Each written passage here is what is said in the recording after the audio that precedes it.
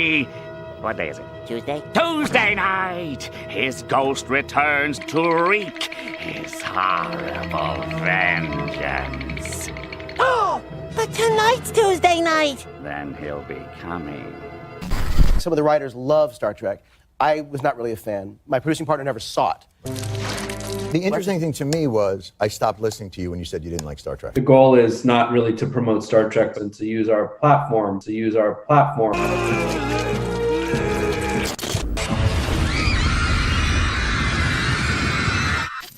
You've said, apparently, that you want to have your helmet off in future Mandalorian episodes. Is that true? Oh, that is not true. That is true, sir. The Chinese seem to exploit their own people with forced labor. Shut the fuck up, Thor! You're here to flex and not think, you fucking bitch! This happened last time as well. We do, you see something, you think, oh, you know what? That could be a little clearer, that could be a little bit better. No. This is a new era for Star Wars and Lucasfilm. This is the way. This is the way. If you're making it and the fans don't dig what you're doing, I don't know that I could keep doing it. A big part of it is that you want to connect. You want to connect with the fans. When you're taking on something like Star Wars, I didn't create Star Wars. I grew up with Star Wars, and so you want to make sure you're servicing it in a way that's respectful to what came before, and in a way that is hopefully delights the audience and the fans. This is the way. That is true.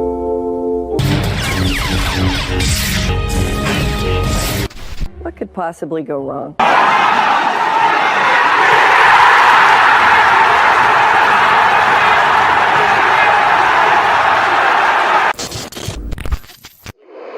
Say, kids, what time is it?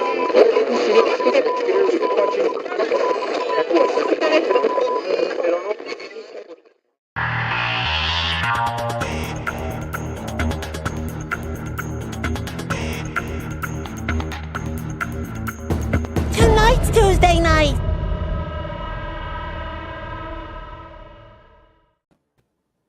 It's Tuesday night, and that means we are back to complain. No. Yes! That's what we do best. Yes, it's what we do best. To discuss the headlines. And as you can see, I was very Star Wars heavy on the open because it was a kind of a landmark week for the Phantom Menace. There were a lot of positives, a couple negatives, but it definitely the ground was shaken on Friday. I think so. I felt it. Before we get started, let's go around the horn and introduce everybody to my that way is Lady Geek Time herself, Stacy Wilbur. Stacy, how are you? Or are you 5Tech3Y? I am. A droid? You're yes, a droid. partially, just partially. Muy poquito. Yes, I'm great. How was the week, Stace? Awesome. Again, it went by so quick. I can't believe we're back here again. I know. I'm always like, I got so much time to prepare, and then I No. Below Lady Geek Time is Peter Bradley, who's wearing a Hello. Godzilla vs. Kong shirt. Yes, the brawl for it all. I'm betting on the lizard. He's ready for the brawl for it all. And last but not least, directly below moi, is Judah Buddha. Fist in the air. Is that a Moon Knight figure? No, that is actually a Storm Shadow in his winter fatigue. Oh, that's 6-inch G.I. Joe action figure. Oh, I like that. Where'd you get that one? I got this one as it was an Amazon exclusive, and you had to pretty much get them within a couple days, or you weren't going to get them.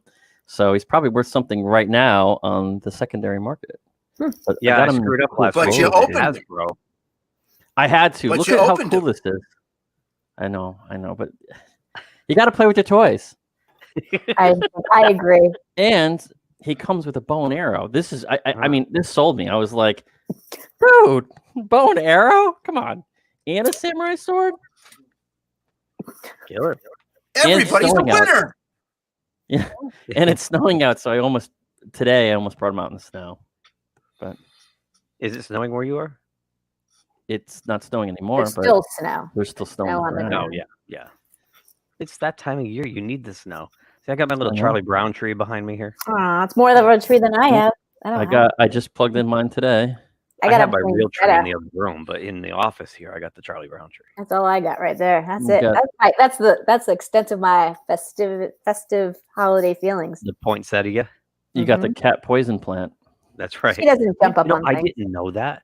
Yes. When I had cats, I did not know that. And one of my corporate clients, they had a whole bunch of poinsettias one year, and they just gave them to anybody who wanted them. I took them home, and I put I had no idea. And a friend of mine, Lisa, she was like, "Get those away from the cats; they'll die."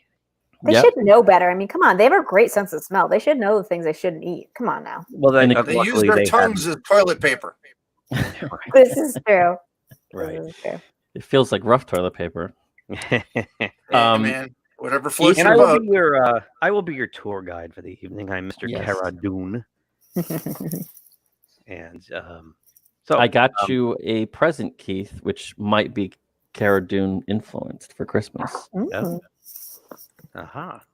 Gina Carano's coming to my house. She would If she is, would I'm there crush too. you, man. She would just like tear you down. She'd be banging us. And I'm all bring it on. Let it happen. I will just sit back and let it go. I have to say, I do love her because, like, I believe everything that she's doing. Like, you know, like I feel like, yeah, she could kick some people's asses, and she could, like, you know, carry them along. Like, I totally buy her, like, as that character. She's awesome. She's an ex-MMA fighter, so.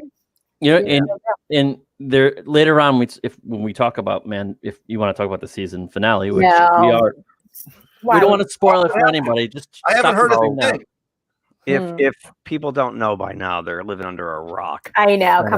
Come on. Pete. We're going to ruin it for you. And you haven't even seen it. Oh, yet. I already know. I've seen the scene. Okay. I've seen it. There's a thing called YouTube. I know. It made like social media wildfire. The minute it happened, it was like. Which is amazing because that said, they were able to keep it a secret for a year as well. Yeah. Yeah. That's I mean, there were like little hints and grumblings that somehow they might involve Luke somehow, but I don't think anybody expected Mark Hamill to show up in the last 10 minutes of that. No, I mean there was that one news story where Hamill said that he signed away his likeness to Disney to do with whatever they want. That was probably the closest thing to a spoiler, because you know at some point, okay, they're going to do a young Luke Skywalker at some point. Yeah, or I thought maybe an animated thing, or you know, yeah, and I have to say, as a grown man, I almost lost it. Well, you know, you're not alone. It's I from our generation had that reaction. There was a lump. Younger people had a more cynical reaction. Yeah, it almost like when I was sitting on the couch and it was happening, it almost like happened in slow motion at some point. 'Cause I was just like sitting there like, oh my god, and I just zoomed, like you said, I went back to my childhood, like sucked back. And then, of course, when he did the whole reveal, I was like, overload. For me, the impact was, you know, it was clear fan service. I mean, my God. But for me, and it worked, because all the Star Wars since Return of the Jedi has been subpar. Not right, straight up bad. And that was the first time, it was the first time they gave us what we've been waiting to see for 37 years. Right. Seeing Luke be a Jedi Master for once and not like a washed up Well, Jedi. that's it. He goes from like finally going through all the things he went through to becoming who he was as a Jedi, and then you see him as an old guy like later on. Yeah, Like, what the hell happened between then and then? Like seriously, He's a simp. Worse. Yeah. They made him into a simp, and I actually had to watch The Last Jedi over the weekend because, you know, I'd only watched it once, and it was, I remember it being so bad. It took me like 6 sittings to get through it, because I could only watch it for like 15 minutes before I was like, oh my God, I got to shut this off. It's awful. So I actually put myself through it again, just watch it contiguously through and just see if I have a different impression of it. No, it's worse than I remember it. Yeah. And what they do to Luke Skywalker is the biggest friggin' insult. It's Ryan Johnson right here, dude. Yeah. And he did that to his fans on his Twitter. I sent you that photo. Yeah, he did. He was like, "Oh, fuck you guys." Yeah, he did. Yeah. That's why he's an asshole. But you know, I think for a lot of people growing up, Luke Skywalker, especially, just watching him in The New Hope all the way up to Return of the Jedi, like we waited so long for those movies back then that just seeing him get to where he was at the end of the film was just so rewarding. And then you watch the new trilogy, you're like, this isn't the same Luke. Like, when I was a kid, I would be running around the backyard with people, and I'm like, I want to be Luke Skywalker. You could be a stormtrooper. See, I was talking to my brother about it because he's like was way into it than I was, but like to me, Luke was kind of a weenie. Like, and to be able to finally get to the point where he's like worthy of like being a Jedi and all this stuff, and like then we never got to see him be that guy. Like, when I think of Luke Skywalker, I think of that weenie guy that didn't want to go to Dagobah. That was like, that's like he needs to go to the Tashi station. Yeah, like power converter. Yeah, like it's like a whiny guy that like Yoda didn't want to train because he's already too old and whatever. He's too old. That's who I think. So it's exciting. Like, it was so exciting to see the end of the Mandalorian and see like, okay, I'm ready for a new chapter of Luke. Yeah, I like am. you said, we finally got to see him the way he was his arc was intended to finish. Right. And whereas, and the excuse, and I'm going to share my screen here for a second. The excuse was always made by J.J. Abrams that we can't satisfy the original trilogy fans while also appealing to a new, younger audience. Shenanigans. Jon Favreau says, "Hold my beer." So I know there's a lot of rumblings online, and I'm getting mixed sort of. I didn't realize there is a crowd of people that love the newer trilogy more than I thought. They're called Raylos. What's that? They're called Raylos. And they are the group of people that want the past to die because they got their Mary Sue, who's the bestest ever at everything she tries. That was driving me nuts watching The Last Jedi again. It was driving me nuts. Like, she's lecturing Luke. She shows up at his island and starts lecturing him. Like, I couldn't take it. There was that one line that Luke did in the season finale where he said, I don't know, I can't quote it perfectly, but he said basically he's a powerful being, but he needs to be trained. And that goes against the whole Rey character. She just went right into it from the gate, like, I'm a fucking Jedi Master. I could do all this shit. Well, that's Ahsoka says that it takes a great deal of training and discipline to master to wield the Force. and then Luke says that talent without training is meaningless. Right. Something to that effect. So again, take that, Rey. I don't know if you guys have seen. I should have found it beforehand, but there's a treatment leaked last week. Doomcock did a video on it. Midnight's Edge also did a video on it. It was a leaked treatment, 14 pages, I believe it was, or 11 pages. Yeah, 11. Of the original Episode 8, the second movie in the new trilogy. Yeah. And it was that J.J. Abrams and was it Lawrence Kasdan? Yep. Wrote. I'm hearing echoes. Yeah. And let me just do my audio thing. Okay. We're back. Everybody okay? In the treatment, you find out that Luke has been controlling Rey using the Force the whole time in The Force Awakens, which is why she knew how to like pilot the Millennium Falcon despite never having piloted a starship before, and she could do all these things because Luke was basically guiding her with the Force and got her to come to the island that way. And he also has a family on the island. He's not a hermit, a mean old hermit. So it was really quite different. I never saw it past The Force Kathleen Awakens. Kennedy told Ryan Johnson to throw it in the garbage and do whatever he wanted. And Ryan Johnson decided, okay, I'm going to subvert expectations. I hate these characters, and I'm going to make them look like assholes. I mean, that script alone, just that makes a lot of more sense to me. I mean, the way she tried to make Rey just into this OP Ultra Jedi out of the gate, Mary Sue, Force is female. I mean, everybody knew Rey was way too powerful for not having any training from The Force Awakens. She's the best. When she was strapped in that chair, remember, and she was making the stormtroopers take off the Yeah. You know, it was like, Well, then there was also the John Boyega line in The Last Jedi, where they have to go get this device on the Star Destroyer, and he was an ex-stormtrooper, and you know, what's her name? Rose Tico says something like, "Well, how are we gonna get it in past? You know, how do you know where it is?" And he's like, "I used to mop the floor," like straight up calling him a janitor. You know, Wow. God, that movie it's a pile of shit. The I Last haven't Jedi seen is it a in pile forever. of shit. The Rise of Skywalker was horrific, but after watching Last Jedi again and getting reacquainted with it, The Rise of Skywalker is a pile of shit because it's trying to fix the bigger pile of dog shit that is Last Jedi. The Last Jedi is the worst Star Wars movie ever made. Yes.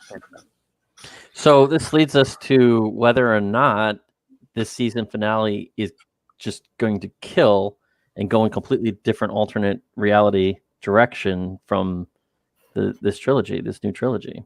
Well, that's to be seen.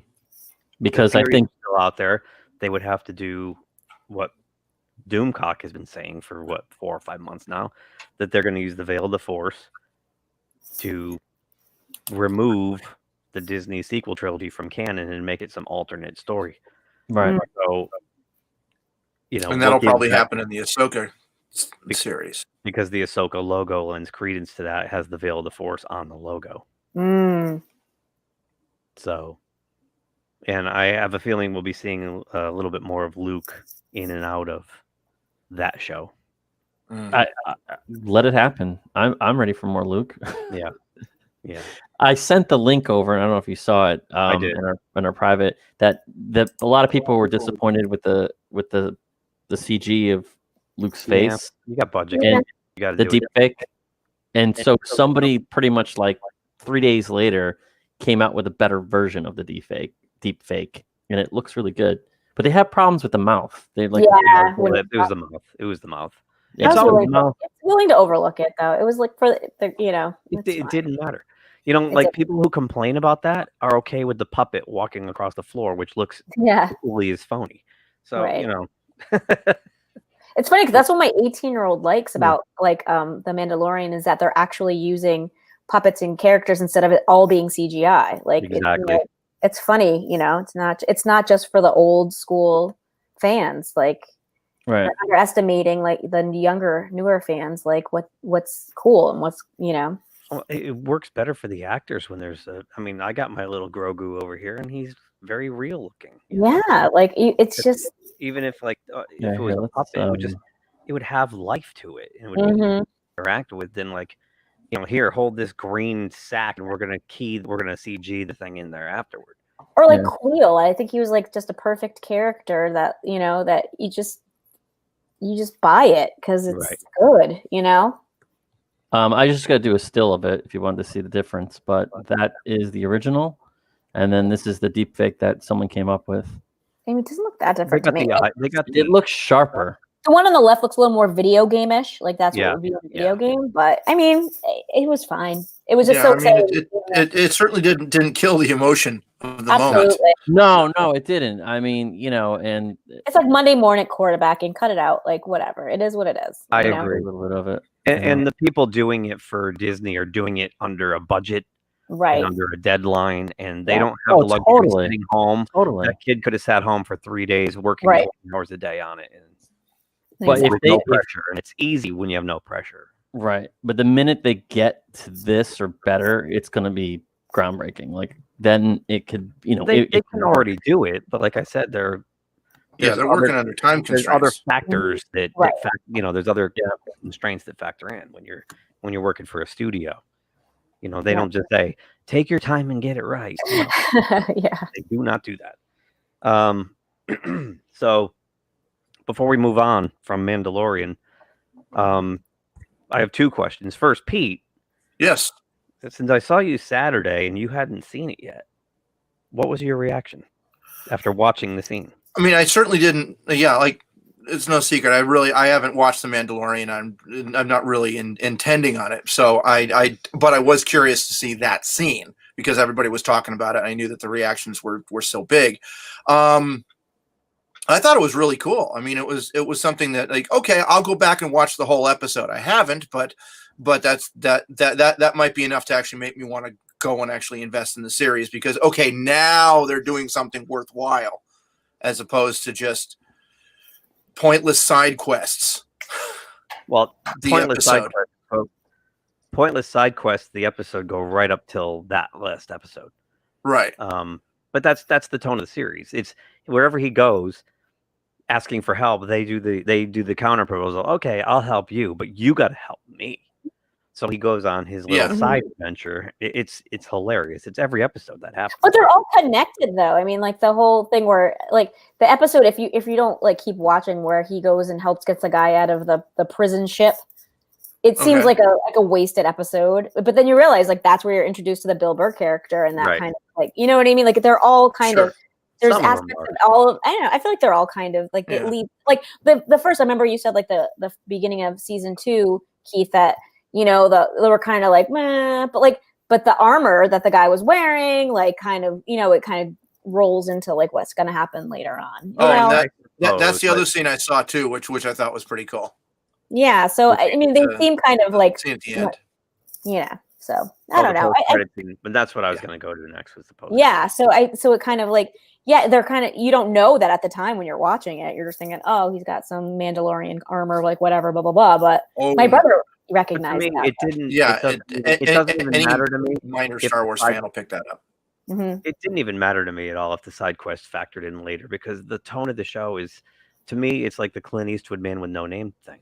He rolls into town, or like one of those old Western TV shows, you know? Yeah, it's I'm just saying for people that like are, you know, put off by it. Or the Incredible Hulk TV show was the same way, you know? Yeah. They would wander into town, solve their problem, and wander back out. Yeah, like I'm good with it. Like, there's nothing wrong with that. It doesn't bother me, you know? Right.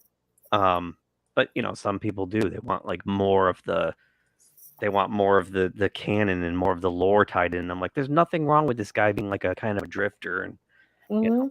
And it's sprinkled in there too. I think like I feel like there's stuff that's there that I don't get, that I know that if people are really that, you know, invested, they should be able to pick up on that stuff. Well, you know, there's one thing Favreau and Filoni have done with this show is thrown member berries at. Actually, they take one of those the Nerf guns, and they're like, they're just shooting the member berries. Like my brother sees it, I don't see. I'm like, oh, okay. Like he'll tell me, and I'm like, oh, I missed that. But like people they played heavily on tear-jerking moments from the original trilogy. Like, for instance, when the Mandalorian takes his helmet off, it's very reminiscent of when Luke Skywalker first saw his father taking his helmet off. And somebody wrote that online, and I was like, yeah, you're right. I mean, I could sort of see where they were going with that, but you felt the same way. Right. I mean, it was an emotional thing. Yeah. To me, it was more of Elliot in E.T. saying goodbye. Yeah, that's And the Luke Skywalker, when he's going down the hallway and he's killing those, what are they, the dark troopers? That felt very reminiscent of the ending of Rogue One. Oh yeah, Darth Vader was trying to hit the Death Star planet. It was very like, there's a lot of people on Twitter, they put them side by side, and they put like father, like son, you know. Right. And so they did pay homage to a lot of this, and the fans, I mean, I don't know what it is, but the fans sucked it up in a good way. Like I was enchanted by it. I was like, it worked, even though I know it was like Keith said, it was sort of, hey, what's up, Letson?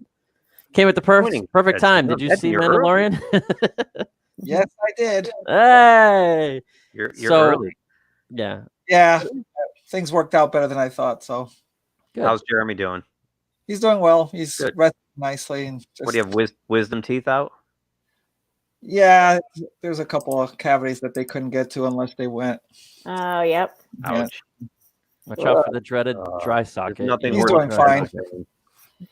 When he wakes up tomorrow, he's probably not going to be too happy. The first night with dental surgery, they numb you up so well and stuff. You're like, it's cool. Then you get the next day. They told me it wasn't that bad, that he wouldn't really have any need for a painkiller, so it's fine. Yeah, the first night's usually the worst, and then you get over it. If whatever you can handle the first night, once it wears off, you're good to go. After that, I would say the first night's the worst. Did they give him any drugs? Morphine. Well, he just went under with the anesthesia, but that was about it, I think. Yeah, some of them try to give you OxyContin and shit. Like, I had a wisdom tooth out, and that's basically what they gave me. What the heck? Narcotic. Yeah, no, it's Tylenol, man. Like the big heavy dose yeah. of Advil or whatever. That's good, They gave me something, and I needed a probiotic, if you know what I mean. Like, it was really bad. That stopped you up. Yeah, I never took painkillers, but when I had my wisdom teeth out, I was like, what the heck is going on here? And somebody said, well, take a probiotic with it. I guess it kills. I don't know. I'm like, I don't know. Judas likes to tell he's the Never again. When people try to put me on pain meds now, I'm like, nope, I'm sorry. I like that. I'll deal with the pain, but I get to go, so I don't. I like that line where someone said, "Well, what's one X-wing fighter gonna do?" And then it's like, we were just talking about our moments of. Yeah, we're about to move on, but since you're here, Edson, I know. Your thoughts on that final scene. Wow, a lot of emotion. I'll be right back, guys. Just the way everything just shifted as soon as they panned to the X-wing fighter going in, and then everybody's looking into, or I think it was Mando trying to make the monitor look. It was all like fuzzy and stuff like that, and then all of a sudden he sees a figure just swinging away, and it was like, it's a green lightsaber! Holy crap! And then they show him, and it's like, that was like the best thing that they could have done for Star Wars fans. Did you just change Jude's name? Yeah, let's see if he notices. Sparky McFarlane. Oh my gosh. Let's see how long that takes. Yeah. Oh, we're so 12 years old. So now they got all sorts of rumors about, a 12-year-old grown It's up. holiday season. We can have fun. They got all sorts of rumors now about the future of Luke Skywalker and stuff like that. I don't want to hear anything. I don't want to hear anything. We got links. We got links. And I don't want to know. I don't want to hear it. You gotta want to know. Did it get you right here, Edson? Did it get you right here? Oh yeah, it was very emotional. Yeah. Yeah. Yay! We cheering. I was cheering. I played that scene back about 4 times. I know. I kept replaying it over and over again. I haven't rewatched the episode. And I think I gnawed my bottom lip all the way through, like trying to hold back just the outpouring of emotion. Like, aw, that's awesome. I was 14 years old again. It was it was really awesome. I'm spanking. Oh, he found it right away. You noticed that right away. It was much longer than his original. All right, you can change it back, or I'll change it back. I don't even know how to. How do I do that? Here, I'll do it. Yeah, so that was just the best ending. It was so good, right? Oh. Yeah, it was. So before we move on, real quick, we've talked almost a half an hour now about one scene. We could talk this whole 3 hours about it. The post-credit scene. Oh yeah. The book. I didn't know. Go ahead. Yeah. I didn't know about it. I just ended the episode and I went online and someone later said, "Oh, there's an ending scene," and I was like, "Oh shit!" And then I went back on. I accidentally ran into it because it was like I just didn't want to stop the show. I thought somehow, even with the credits going, I thought, I don't know, the whole thing just hit me and I was like, I just want to leave it on. And then it was like there was an end credit scene. Oh my gosh!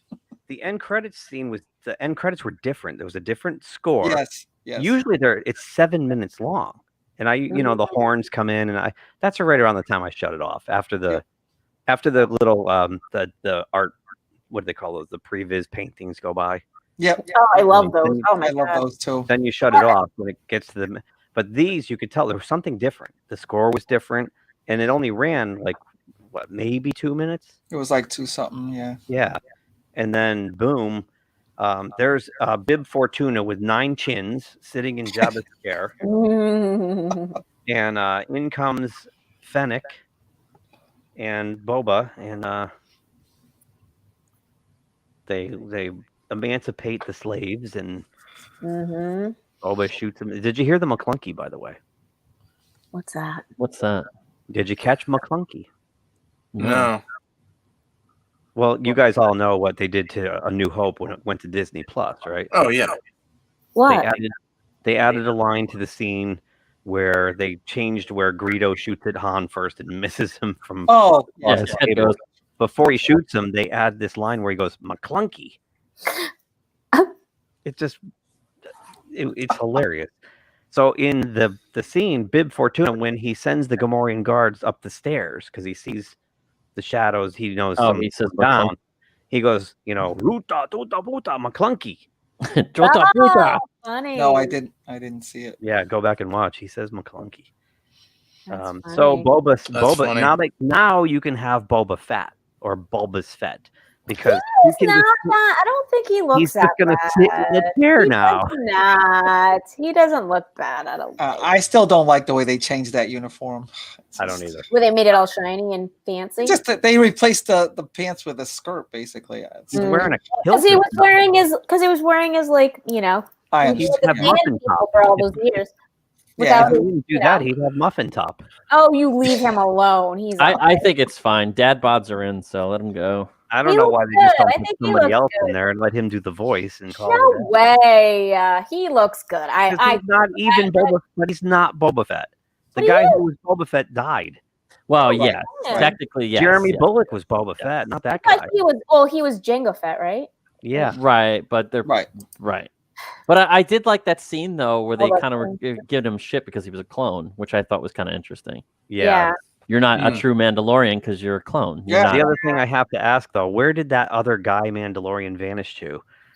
Same. Like with the two ladies, it was just the two ladies, and where was Yeah, the guy? then they could have their Femme Force 4 scene. Right, but which didn't bother me. I didn't even notice. It didn't bother I me. did. I didn't even notice. I was wondering Oh, I where the did. guy was. I said You that did? same thing. I Yeah. I noticed. I had 2 problems with the episode, and that was one, like that he was mysteriously just gone now. Yeah. Why would he And, be gone? and the fact that the smaller Mandalorian chick beat up Boba Fett. That was dumb. Yeah, I was kind of like. That was dumb.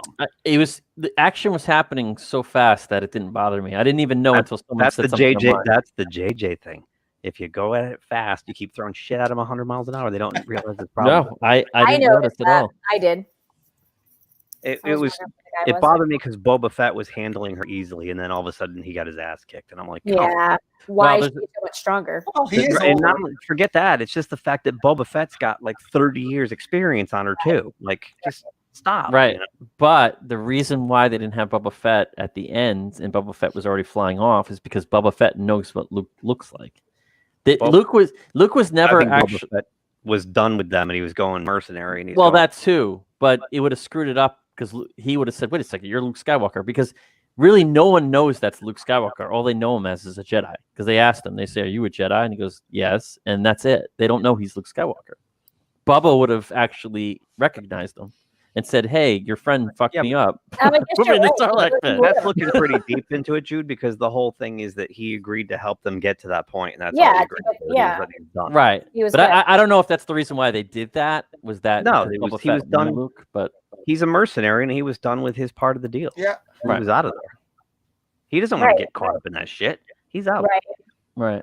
But I didn't know if that Bad would enough he create. had TIE fighters coming after him. He's like, I'm getting the He has, fuck his out. own, he has his own agenda. He's got his Right. own agenda. Yeah. But I didn't know if that would create some kind of stupid story rift, where it would have screwed something up. But someone And mentioned that that's online true. later. Yeah. Oh, I'm sure a lot of more critics would come up with that if Right. it did happen. You're right.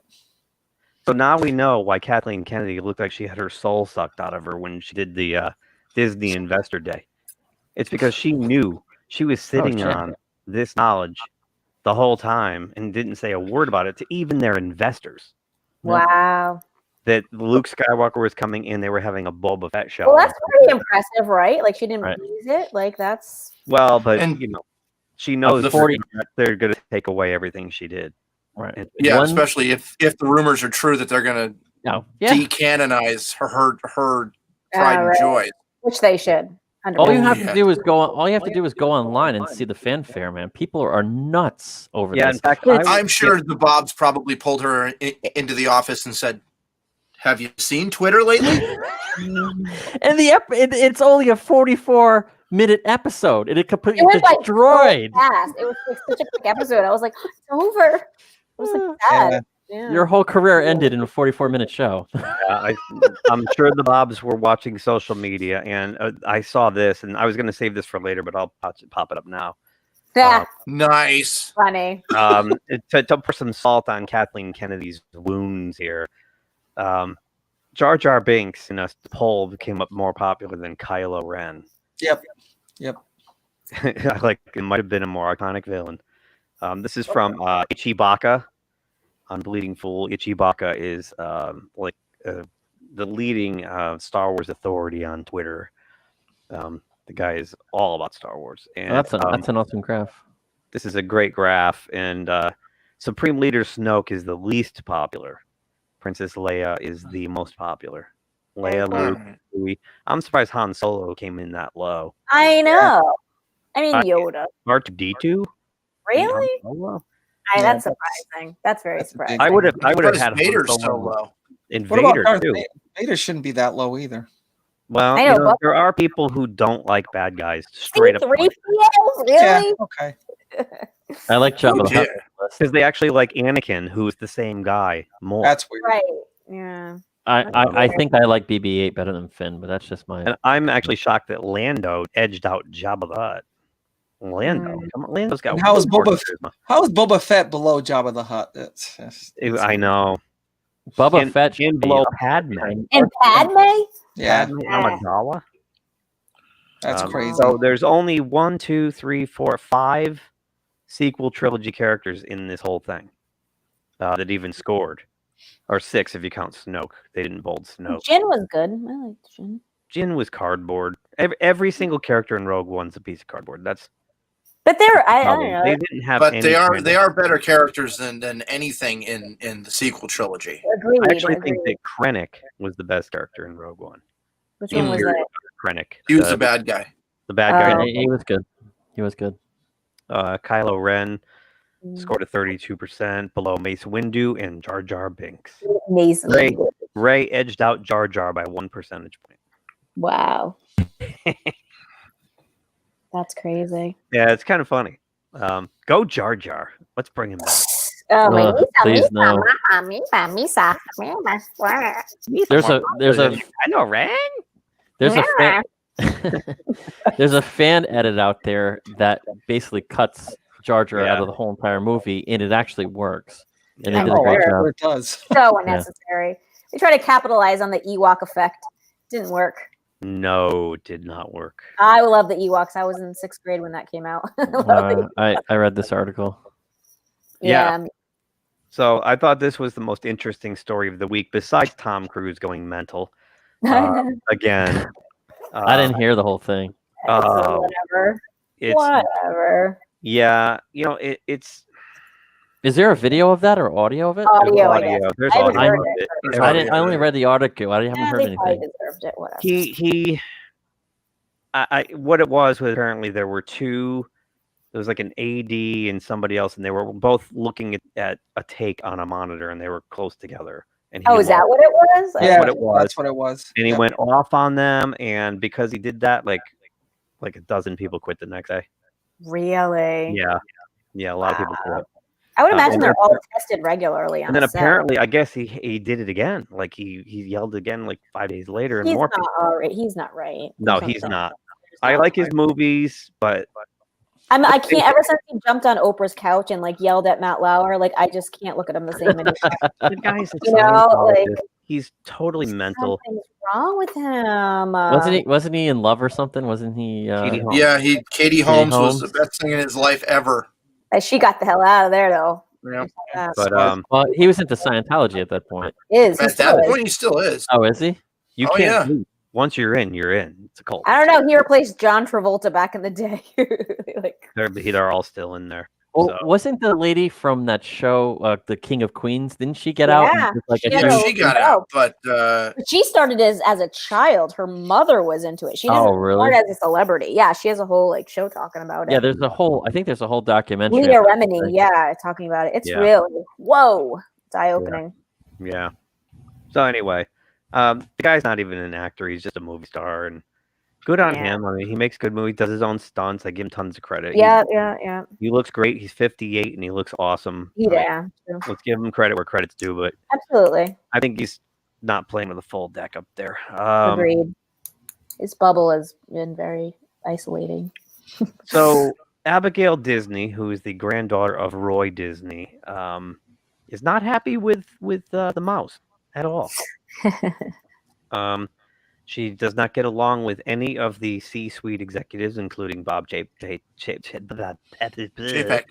Thank you, and Bob Iger. Some of her quotes are pretty caustic. She says Disney furloughed its workers because they intended to lay many of them off, but they didn't want bad publicity that would come with layoffs, so they chose to take the heat of 2 medium-sized PR hits instead of one great big one. Right. Yeah. Wait for it, layoffs are coming. I don't expect Disney to pay people who don't work for them, nor do I expect them to employ people in excess of what they can afford.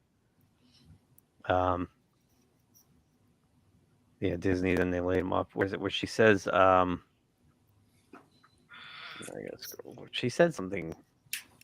She basically predicted their implosion. What did I tell you? God, I can't In her find tweet. it. Where? Keep scrolling. There it is. Twitter and said, "What did I tell you? Layoffs are always coming."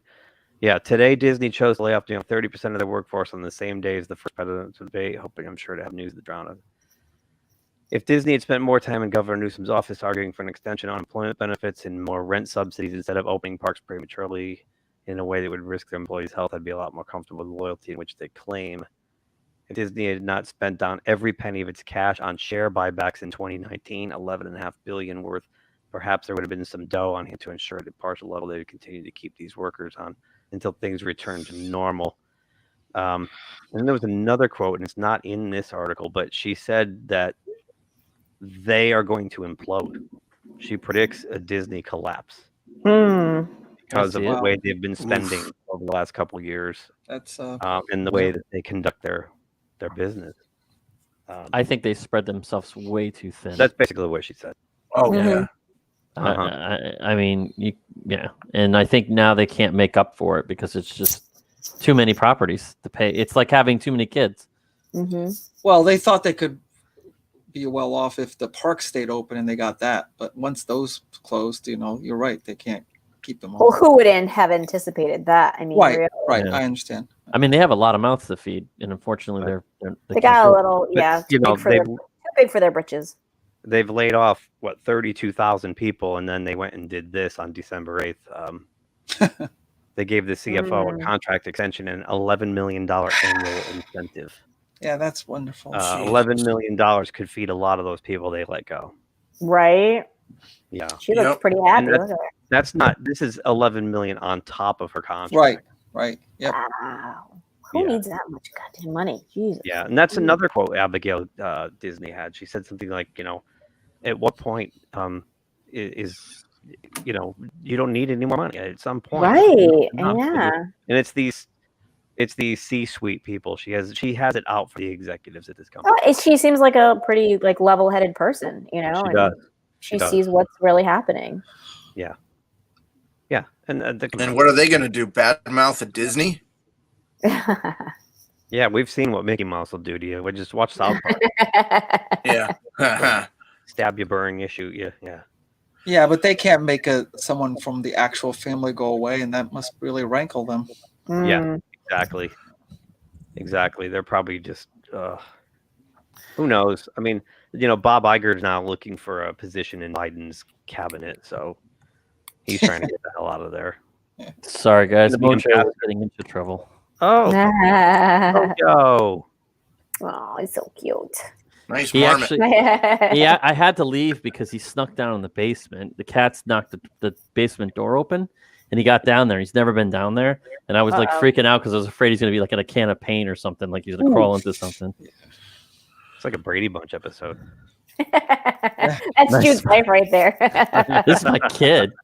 Before we get into the next thing, Jude, don't you have something you want to some audience participation you wanted to? Do we have any audience solo you. participation? Nobody's in the chat yet, but Yes. Well, we should If probably you bring are- it up if you- occasionally.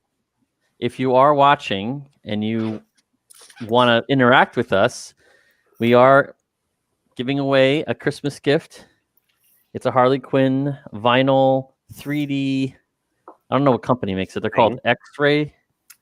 Yeah. And it comes with some accessories like her hammer, her pop gun, a bomb, and yeah. Cool. It's and I think this is a limited edition. I got it at a Comic-Con.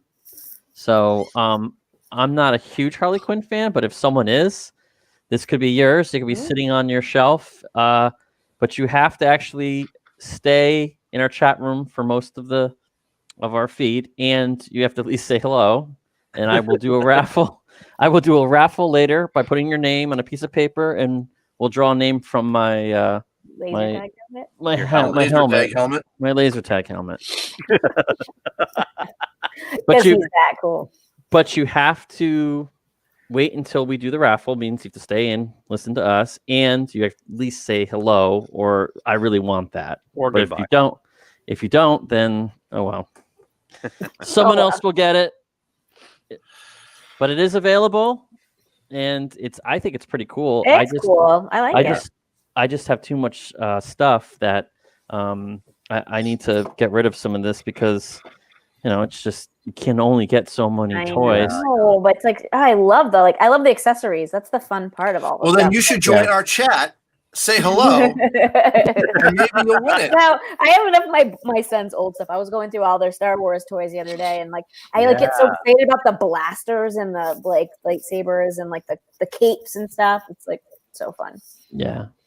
I love all that stuff. And it's Christmas, so I don't think I can get up to you before Christmas, but definitely after the holiday. There you go. I will leave the ticker at the bottom. To help people. Uh-oh. Wonder Woman. Yeah. Yep. Well, that's not saying much because they don't really like any of her movies anyway. She's so pretty, though. Look at her. She's so pretty. No, actually, the first one did pretty well. Oh, did it in China? Yeah. I just don't think they get some of the innuendos that Americans do. Oh no, And that's why a lot of comedies are now extremely broad comedy because dick jokes and poop jokes translate no matter where you are. That's why you have so many of those, and why the comedy is just so slapstick because that'll translate into just about any language. Right. Yeah, nuance is not does not cross borders. Well, here's the thing. So it's only grossed in the first week 4.6 million. Oof. It's already second place behind Rescue, which has been out already, which doubled it. And if you look, the first Wonder Woman in China made over 38 million its opening weekend and 90 total by the time it left theaters in China. I know, but there's still COVID going on. I would imagine. Well, I mean, if it wasn't for the other data point, but not true. Yeah, no. The other movies are making big money. That's what I was saying. Yeah, if it wasn't for that, I would say, yeah, right. You have this one. Well, let me go back to this first. Outside of China, it's doing even worse. You've got it going. Where is it down here? It says something. Japan. It's only made 1.6 million in Japan. Yeah. Not seeing it. $1.6 million. Yeah, and you can't blame it on the coof because they're good there. Well, Demon Slayer has made $300 million. $300 million. 300. Yeah. So it's made $301 million US dollars in Japan. This movie. And how? In a lot of days, though, right? Not in a weekend. 66 days.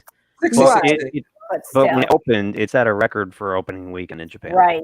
So obviously, people are going to the movies. And that was 2 months ago. So right.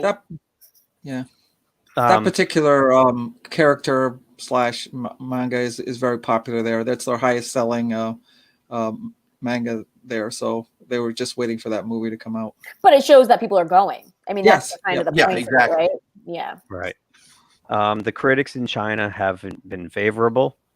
Movie ticketing website Moyan gave it a score of 8 out of 10, which, while seemingly a high score, is on the bottom end for U.S. superhero films.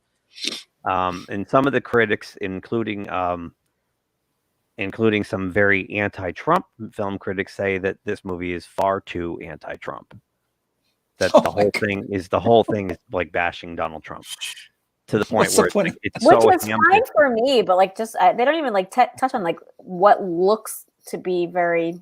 But when you do stuff like that, story.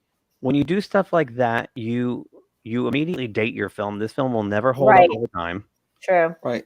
And this is probably why it's not doing well overseas, because nobody wants to watch a movie making fun of Donald Trump. Donald Trump's nobody to people overseas. They don't give a crap. It's not their problem. That'd On be like top of that, for the ones who do know him, you're eliminating almost half of the population. Yeah, even here. that's the other problem. Yeah, the people there are people who love him, and they're not going to go see this because you're making fun of my guy. I mean, they probably You don't can love him, but overlook that they too, favor though. him. I mean, I think like they even said in the article, though, they talk about like the storyline itself, as far as like you want to really kind of root for the underdog, but like it lacks something to like, and that's what I got just from the trailer, as far as like just the underlying story of the good versus evil and the whole thing. It looks lacking to me in a story, and that's what I'm apprehensive about. And I think that's the point. They got so caught up in trying to be an anti-Trump film, they forgot about a story. Maybe I think it you're seems absolutely very right. dialed in. But maybe I never hadn't heard that, but yeah. Patty maybe. Jenkins has gone on record saying that this film lectures men. It talks to the evil of Donald Trump. It's like some kind of a what's the word I'm looking for? Propaganda? It's kind of a statement on the last 4 years, apparently. Okay. I mean, But I'm right. okay with that, but like That again, they get caught up in these agendas and they let the story go, and that's. We'll see. I mean, we'll be able next week, right? We'll be able to talk about it. And... No, Christmas Day. I'm ready to go Christmas night, man. I'm ready. No, I think in Mystic it's only Christmas Day, unless there's a late night. One at 8:40 Christmas night. I can maybe get to that one. I'm in. I'll go. I always look at the Mystic Theater. I looked. The back row has been sold, so like a whole family already bought the whole back row. Okay, I like the third row. I'm like row C there. I'm like row C is the best section. I'm So fine. are you guys looking to go Christmas Eve or Christmas Day? Christmas Day. Christmas Eve, it's not there, is it? It's not playing on Christmas Eve, so that kind of makes your decision for you. Yeah. Yeah. That's what I was asking, whether it was playing. I'll probably have to go watch it the next day. the I'm 26th. looking forward to it. I really am. I don't know. I haven't. I'm not. there's a was. Well, there's a couple reasons. The first reason is that this would be the first movie that I'm going to see in a movie before. Obviously, the last movie I saw was in December of last year, which was the Adam Sandler movie, which was the Diamonds, Uncut Diamonds, and then that movie was phenomenal. You should see it. And so this would be basically almost a full year now because it's kind of funny. I went on a date on Christmas Day. Okay. Divorced mom, kids were with the father. So she says, I have nothing to do. And I was like, I'll go to the movies with you. So we saw Uncut Diamonds. And so if I go see the movie or Uncut Gems, sorry, I keep thinking diamonds. James Bond film, right? Uncut Diamonds are forever. Diamonds are forever. So what I'm trying to say is this will be a year, a year that I've been to the movie. So I'm kind of excited. Dang, man. Wow. And it looks good. I'm kind of psyched for it. I just want to be entertained, but I don't have high hopes. Exactly. Well, I want to see a movie like this in a movie experience. I don't want to watch it on my television at home. It's got obviously it's going to have a lot of fighting and explosions, and I want to be in the theater to enjoy that because I know you could watch it on your TV here at home, but it's not the same. Right, I agree. The most important thing is Gal Gadot, 40 feet high. So anyway, right.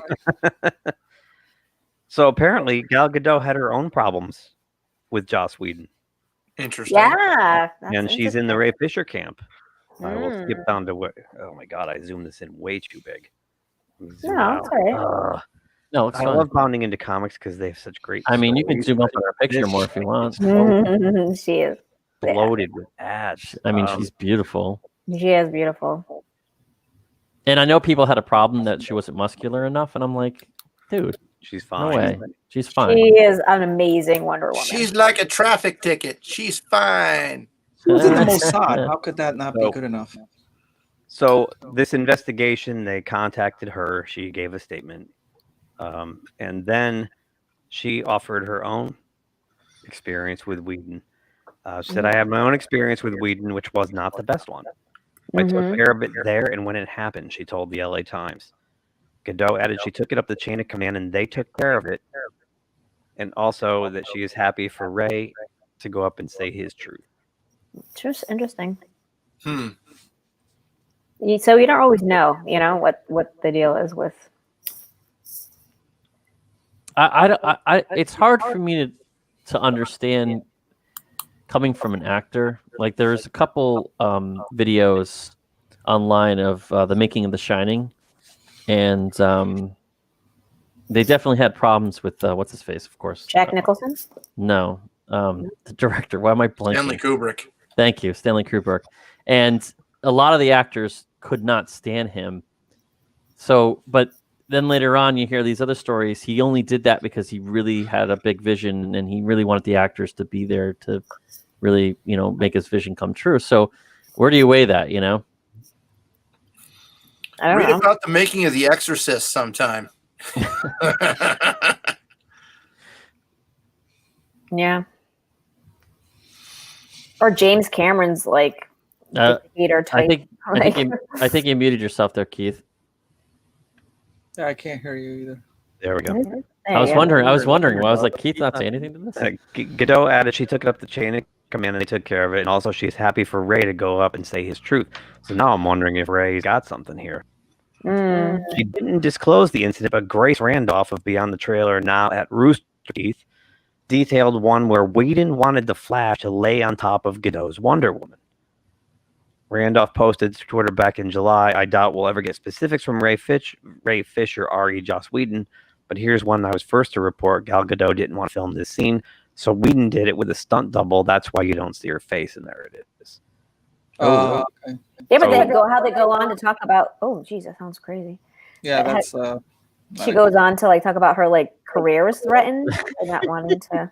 It looks like two Randolph's tweet, New York-based photographer Jason LeBoy also claimed that Whedon either locked Godot or the stunt double in a room and threatened their career.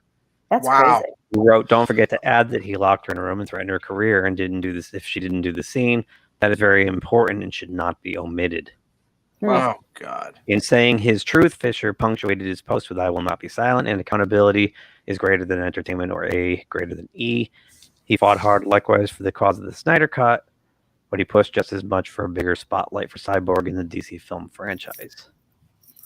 He will have an expanded role in Zack Snyder's Justice League, and so will Godot as Wonder Woman, which we now know is coming in March. So, interesting. I mean, it's no secret that Joss Whedon has the reputation of being a total asshole. I thought it was more Ray Fisher being inexperienced, but I'm sure that still has a lot to do with it. I do too. But I mean, it's probably a little from column A and a lot from column B. Yeah. I'm sure that it's his shenanigans of being an asshole probably. Ray Fisher just doesn't know how to deal with directors because he's never done a movie before. Yeah, who knows? Whedon could have been power drunk too. I mean, he comes off 2 Avengers movies and gets brought in to fix Justice League, and he must think he's bulletproof at that point, right?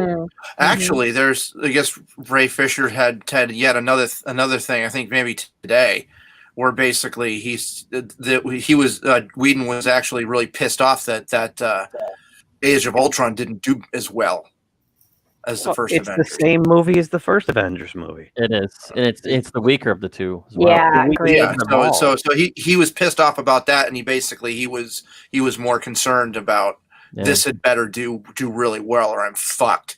And Ultron was a throwaway character. No one cared. Absolutely.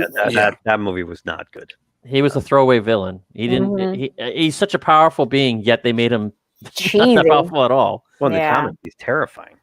Right. Really? Yeah. Maybe it's the James Spader voice. In the movie, I kept thinking he was going to hold up a saucer. They and didn't do it. And just The face they put on his drones, the scary face, is the face he really was supposed to have. Like Right. The Ultron in the comics has like this jagged mouth with like fire inside, and like and he didn't shoots look like a anything beam out of his face. Yeah, Right? yeah. It's just Yeah, they did. They missed the they mark made him on all that one. jokey and folksy and whatnot. Yeah. They made him too British. There was like a Charming. Yeah, not good. Like I said, I thought he was going to come out with a saucer and a teacup and just British. Yeah. I mean, let's face it, all Marvel movies are fast food. But that was like Yeah. eating day old McDonald's, that thing. So remember a couple of weeks ago we did a story where, and ironically enough, Midnight's Edge has him on live right now as we speak. Alan Dean Foster, how Disney's like not paying him royalties for all the Star Wars books he wrote, Yeah. and the Alien book he wrote. Yeah. Well, apparently there's more people now that they're screwing. Wow. Yeah. Wow. Yeah. So boy, I blew these way up too big. I can't. No, I think it works. I don't. Well, it works for you guys, but I can't. Oh, you can't see it. Scroll. Can't find anything. Rob McGregor, who did Indiana Jones stuff. Donald F. Glutt, who's a really famous sci-fi author who did a lot of the Marvel animated stuff in the 80s. Spider-Man and His Amazing Friends, The Hulk Show, and Dungeons and Dragons. He did the Empire Strikes Back novelization. James Caan, not the actor, who did the Return of the Jedi and Temple of Doom novelizations. Wonder if Jay knows that guy. And Mike A. Stackpole, author of X-Wing Comics, Star Wars Union, and Star Wars Mara Jade by the Emperor's Hand. Apparently, all of them are getting screwed out of royalties on their books. Jeez. Raise your hand if you're surprised. No, nobody. Okay. Disney's just fucking vile. You know, they really are. They're too big for their britches. Yeah. Well, you know what's going to happen is that they're going to start trying to go backwards and use a lot of those books that were sort of considered non-canon, probably as canon now. Oh yeah. Because they shit canned a ton of books that were like, because Lucas was just like, go ahead, you can publish it. Right. And now people online are going, watch, they're going to take most of those ideas from those books and put them in the Patty Jenkins' Rogue Squadron is actually taken from one of the comics, Right. which was made not canon by Kathleen Kennedy a couple of years ago.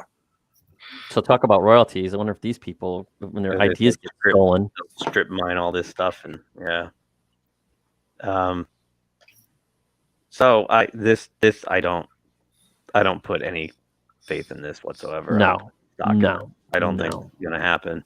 I think they know better. I think they know another better. fun fan rumor that they might be doing came from John F. Trent. John's legit, but if he showed up as a character in most of the shows, maybe then that would be nice. Like Ahsoka. Well, he should guest star in Ahsoka. Right, he probably will. But the idea that he's taking Grogu and he's going to train him up. I feel right. Go ahead. The idea is that they would make the show with Sebastian Stan, not Mark Hamill. Right. Because instead of doing all that digital work and de-aging Mark Hamill for the whole thing, Jesus, these pop-up ads. You could use Sebastian Stan, who happens to look remarkably just like him. It's Who is he? Like, how do you know who's that? He plays Winter Soldier. Oh, yeah. Okay. Yeah, when you see him without the facial scruff and the long hair, he looks almost exactly like a young Mark Hamill. Yeah. Yeah. I thought I had a photo of that. Let me see. Do I have a photo of that? Yeah. Oh yeah. Oh my God. And I'll be honest, even if he doesn't look exactly like him, I would go with it Close anyway. enough. I wouldn't Yeah. care. I wouldn't care. I'd be like, fine. Oh, I keep want to it, see fine. him without all the scruff. I don't really, I'd rather take well, that over the like at the deep fake. beginning of like the first Captain America. You see him like that. I guess. Yeah, that's true. Bucky. I understand the deep fake stuff or the stuff they're trying to do, but I'm also forgiving. If they put in a good actor that looks like them, I don't care. If they play the role and they do a good job, I'll just believe it. I don't. Yeah, and the story is good. And the story's good. I don't need to be convinced visually. If they It's look less distracting, I think, when they do that. I think you're right, Steve. exactly. Yeah. Yeah. Here, I got it. Let me just share my screen. I thought I had this loaded already. I must have accidentally closed it, but Yeah, that's awesome. Wow. Wait, who's what? Yeah, That's right. Sebastian Stan on the Hamill's right. on the left, Sebastian Stan Yep. on the right. He's got a little bit more of a That is It not is. yeah, It his is. jawline's bigger, but Made up to be outta like here. Luke. What? It Yeah, I is. mean, that's, He I mean, photoshopped. It's photoshopped, but that's how close they look. Wow. yeah. They even got Oh the, my the chin God. dimple and everything. Yeah. Yeah. Dang. That would be good. I know, and I wish if they just did it for the last Just go episode of tell him, Mando, dude. Hello. it's Like, fine. hey. Us Star He Wars is- fans, he we is get much it. more We tragic get it. than Mark Hamill ever was. We'll I'm believe. sorry. We'll believe.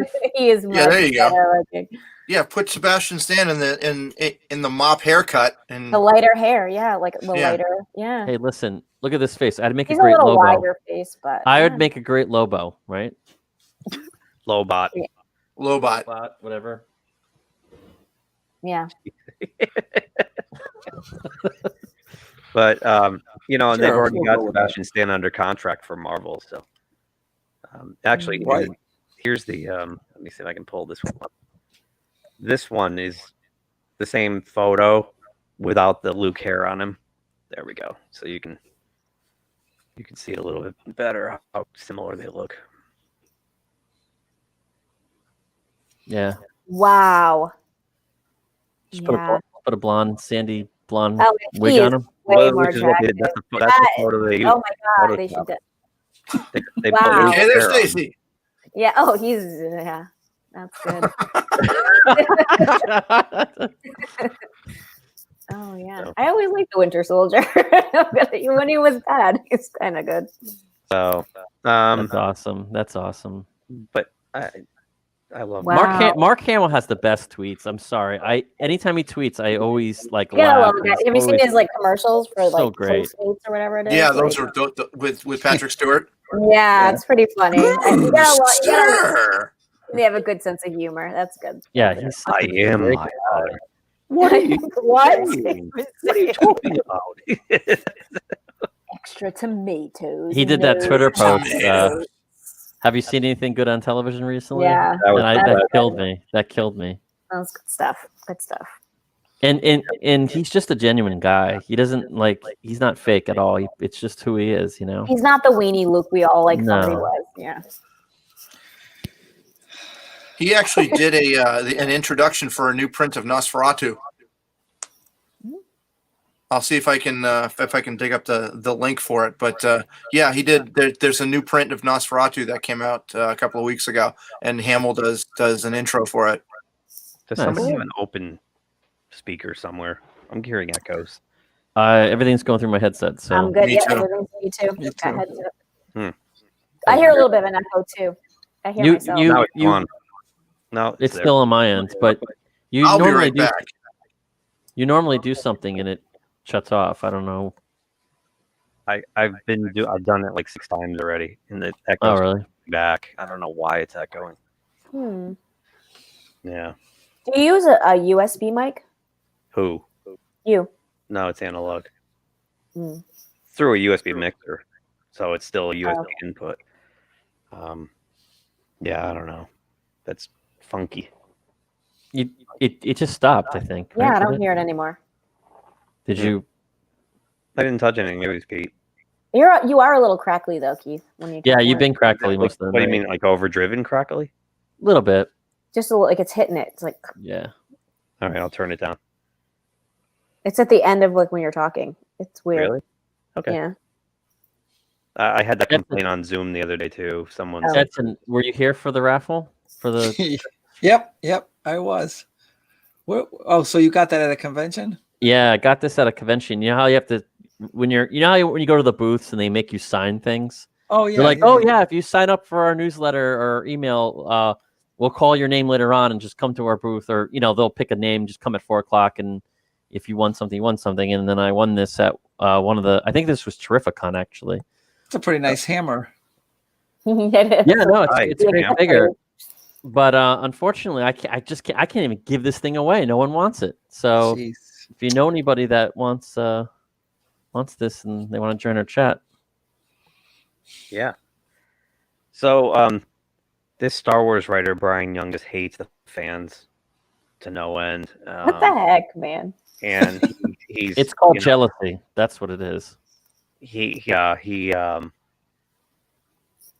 had to attack them about the Mandalorian show that everyone loved. Liking it, like loving it. They were loving it and whatnot. And, Right, because I have to make people feel bad because they feel good Yeah. about something.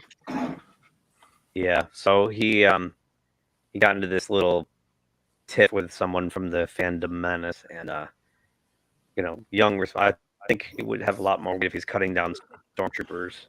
I think putting people in those costumes would be a lot different. I think they purposely established it so he wouldn't be doing that. I don't. What does that have to do with anything? I know. But I don't know. I don't think so. I think this is Luke. Luke is so consistent that struggling with Luke of Return of the Jedi, who is teetering between light and dark, and this shows that it's not a one-time choice, and that he has to make those choices every day because of the power and responsibility he has. Young went on. I think there's also a contrast here where his discussion about taking Grogu versus Ahsoka is where Ahsoka looks into him and says, nope, his attachment is so bad, like we're out of here. Then he compares this to Luke stating, and to Luke in The Last Jedi refers to his arrogance, thinking he could do this stuff. And here he's just like, yeah, let's do it. He just wants your permission. We're good to go. Like, I'm going to take this baby. So weird. I think Ahsoka's hesitation shows so much more wisdom on her part than Luke has here. Here we go with the Luke hate again.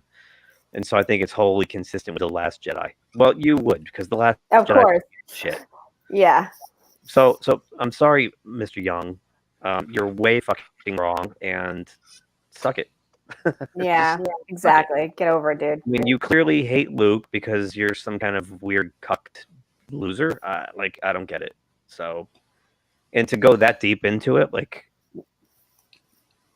for real. Why would it be better for the lightsaber to cut Stormtrooper? I don't understand. I don't get that. I don't either. Because it would show more of Luke's teetering to the dark side because he would be killing He's people. committing cold-blooded murder. Oh, okay. Chopping on robots. Instead of the droid Oh, figure I guys. thought that should be like that. Okay. The bottom line But is that's that this guy wants him to be, recluse loser. I give up on the world. Luke Skywalker, Yeah, The Last Jedi. and that didn't make Disney any money. No. They'll make an action figure off this this episode, and it'll sell. That Oh, action yeah. figure will sell. You're absolutely right. They should No do one wants those to buy diorama ones where he's chopping two of those dark troopers with his Yeah. leg. No one. There's a reason why Rose is still in the pegs at Walmart for $3 on This on sale. this episode redeemed Luke in my eyes. Yeah. It did. Mhm. Oh, yeah, here it is.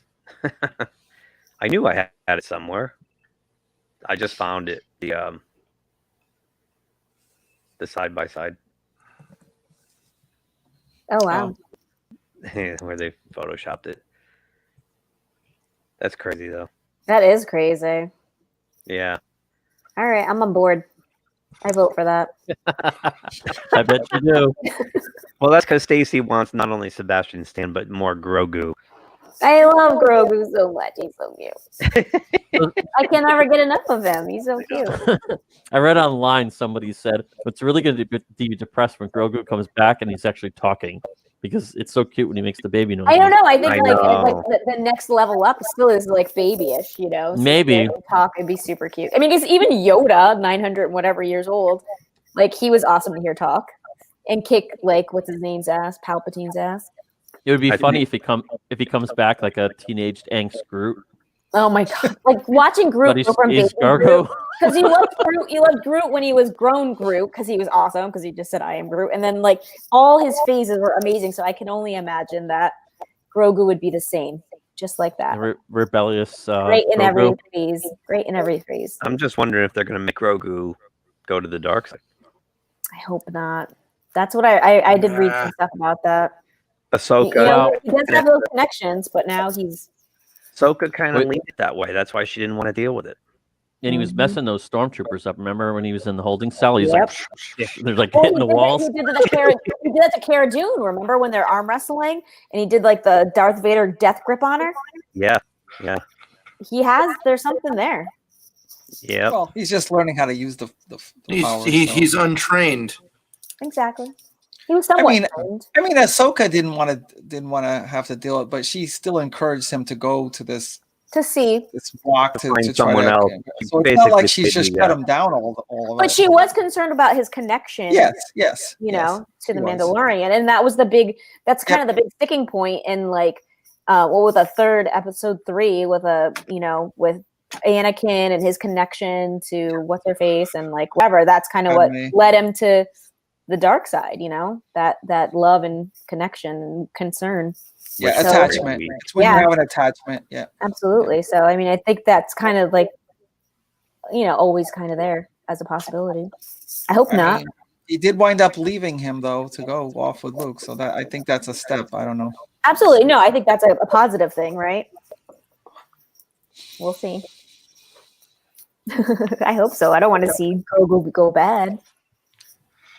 They'll make a series about teenage group meeting teenage Grogu. So that would be awesome. I'm sure they will. That would be so fun. I would love that. So are you guys looking forward to the spin-off shows? The Boba, some of them, yeah. Galactic Rangers, whatever they're calling that show. Only if they're quality. I'm not a fan of the quantity. I'm at least open to them. Yeah. Yep. I mean, as successful as The Mandalorian has been, I think it's going to be kind of a tall order to get the same type of quality, story-wise. But at least that set the bar. You know what I mean? I think the totally set the bar. And I think they have something to live up to now. Yeah. We'll see, right? Time will tell. We'll see. I guess that's enough Star Wars for me. I know. Yep. Comic. Oh boy, yeah. Here we go. We still got this echo. I'm gonna hang on. Yeah, we were having the echo. It seemed like it was getting worse for a minute there. So you mean does everyone have echo cancellation turned on in their settings? Yes, I do. I have echo cancellation on. Yeah, I have it checked. I don't understand why this is happening. I'm gonna check the playback on YouTube right now and see if it's happening. Automatically adjust your mic volume. Does that do anything? Default external microphone built in. External microphone built in? What's the difference? Same. Yep, I got the echo cancellation. Yeah, me too. Automatically adjust mic volume. Right. I'm not hearing an echo on YouTube. Huh. Oh, okay. Maybe it's just within us, our little thing. I don't know. So Keith, when you play back something online, does it echo, or is like you don't have to open a pot? I got the feed going on my TV right now, and there's no echo. So okay, but like when you So, yeah, it's distracting at times, but like now it's gone. Yeah. Yeah, it's important to have that checkbox, the echo cancellation check. Yeah, mine's good. So you have to like turn it on and off. I toggled it's mine. automatically checked. It's usually left on by default, but so DC Comics. Edson brought this to me. Yeah, I read about this today too, and they're going other to. You know, it's funny because they credit Ethan for a lot of this, and Ethan's been right with all of his predictions so far, but it doesn't take a rocket scientist to figure this one out. You know, here's the thing. So they're going to cut it to 34 titles starting in March because they're doing that stupid future state thing for 2 months. You know, back when I was reading comics in high school in the 80s and stuff, they didn't have 50, 60 books. They had maybe, 20, 25.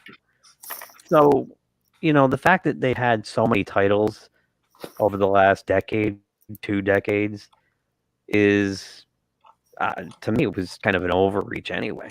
Don't you think? Yeah, I didn't see this as necessarily bad. It just, I don't know if it's a reflection of them just going in a different direction, but I think they should have cut down the titles. I mean, when you're publishing things like Gotham High and things like that, it's not going to sell. And right, how many times have they canceled books like Harley Quinn and Birds of Prey and books like that they don't need to be ongoing series. You can do what they used to do with stuff like that. You do like a 4-issue miniseries or a 6-issue miniseries. You don't need to do something that's ongoing. That you always look at the sales of like a number one, and the number ones always sell well. But by the time they get to issues 12, 15, it's way down. It's that's to be expected. Yeah. So you don't need to have a 15. Just do short runs of stuff like that. The secondary titles. Well, at least the B-rated characters. I mean, it's sad that Aquaman and Green Lantern are probably going to be canceled indefinitely, but you can always do a small run with them, with a big character, kind of like what they do with Deadpool. But here's the thing that kills me about Aquaman in particular. When we go to that, whoa.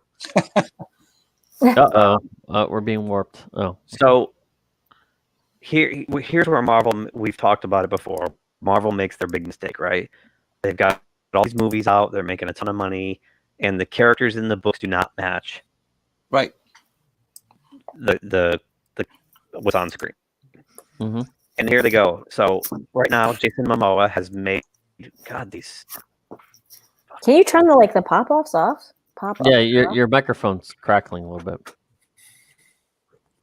So anyway, you got Jason Momoa has got Aquaman at a level of popularity, right, on screen. But now they're going to cancel the book. So anybody who might want to read the comic book cannot. So how do I get rid of this video? They do that now where you can't. You can't get rid of this. Yeah. It's awful. Really obnoxious. And if you try to click it and get rid of it, it just... However, it makes it big. By canceling the Aquaman book, this happens, which is huge. Well, that's when Aquaman started going down. I mean, it was doing fine. Abnett there, but with Abnett and before that, Jeff Johns, it was selling like hotcakes.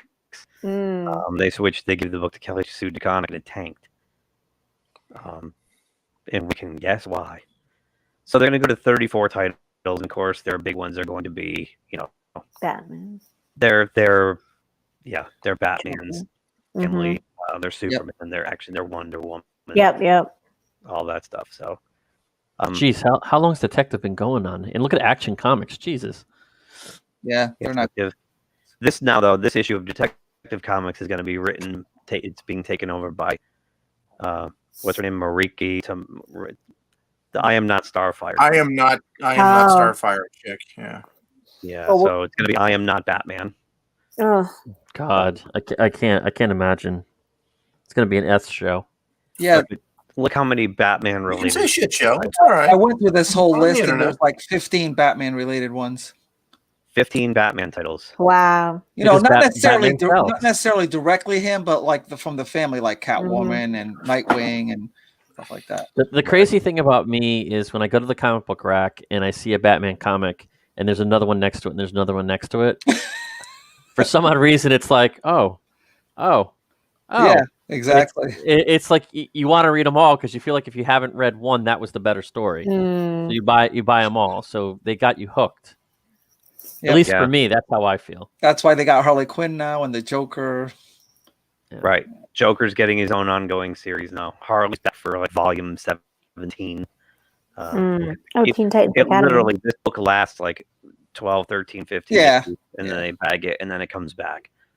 The swamp thing. Same with Suicide Squad. How many times have they canceled that and brought it back? Superman's getting a new writer. Brian Michael Bendis is going away from that. He's going to Justice League, I believe, right? Yes. Yep. So, I know you get Wonder Woman. So, this is smart. To me, they're consolidating. They're putting stuff on the rack that they know is going to sell. It's low risk, high reward at that point, I'm guessing. So that makes sense. Yeah. I think in just my experience, I think DC is what really keeps the comic book stores in business. I mean, Marvel. I never collected as much Marvel as I did DC. But Yeah, I'm with you on that, and especially because Marvel has been, for the most part, abominable for about 4 years now. Yeah. Yep. You know, like I said, I mean, you go into the store and you want Iron Man, it's not Iron Man. You want Thor, it's not Thor. You want Cap, it's not Cap. Yes. You know, I end up with like one Marvel title and like 5 or 6 DC titles, and I always think about it too. I'm like, holy crap, I have no Marvel. I have more Image than I have Marvel. I'm down to 2 Marvel titles a month now. It's Amazing Spider-Man, Daredevil. That's it. Yeah, that's it. And Daredevil, it was kicking ass until this latest issue. And now I'm like, oh no, it's watered down. The stories are so watered down, and they're not written well. They made at all. Elektra into Daredevil. It's Lady Daredevil now. Yeah. Oh boy. Yeah. And sometimes I feel like when I'm reading anything by Marvel too, it's like anything I'm reading by Marvel, it seems like I'm reading it more for kids than I am for an adult. If that makes sense. See, I always thought DC was the more fun of the two. But I always felt like when I was reading it was more for adults, like more for teenagers, adults, you know. The Marvel stuff always seemed more like, you know, goofy and kiddie for little kids. And then they have to have like 3 or 4 events per year now, where it used to be one every 4 or 5 years. It's like, yeah, with all the crossovers, they're not really that thoughtful. The story's not really that good. It's just trying to no, DC's in the middle of one now with that endless winter thing, and it's yawn. So Daredevil, this was huge on Netflix, and then of course we know what happened. Took the intellectual property back at Disney because they lost their own streaming service. Everybody wondered what was going to happen to all the Marvel shows like Luke Cage. Well, nobody cared about Iron Fist, Punisher, and Jessica Jones and Daredevil. I like Jessica Jones. Jessica Jones was great. They're also rumored to be bringing that back too. So I guess it looked like apparently that they might do a mini series here on Disney Plus. Daredevil. They didn't announce this at Investor Day. But he's supposed to be showing up in Spider-Man 3. Yeah. And also and in She-Hulk. Huh? Right. Wow. So, a new scoop suggests that Matt Murdock might be getting his own time to shine. In a story about the Book of Boba Fett, Small Screen actually mentioned that they have heard rumblings of Daredevil getting his own miniseries on the Disney streaming platform. Daredevil was good. The rumors Mikey Sutton had over Geekosity. And they are retaining Charlie Cox, which I don't know. Has anybody watched Daredevil? Has anybody seen it? He was great. I watched. I've heard nothing but good things about him. I watched the first season, and then the second season fizzled a little bit, and I stopped. Second season was weak. Yeah. Right. And then I heard it picked up towards the end. The third season was really great. But I heard they introduced a Punisher in the third season, and I heard it was really good. Yes. That has its own thing though, right? Punisher. Yeah, it's the guy from Walking Dead. Yeah. Hello there, Con Guy on YouTube. Hello, hey gang. Hello from Manhattan. Hey. Very empty and eerie here for Christmas time. Hello. Heyo. Oh, it's like post-apocalyptic New York. Oh, I'm sure. Yeah.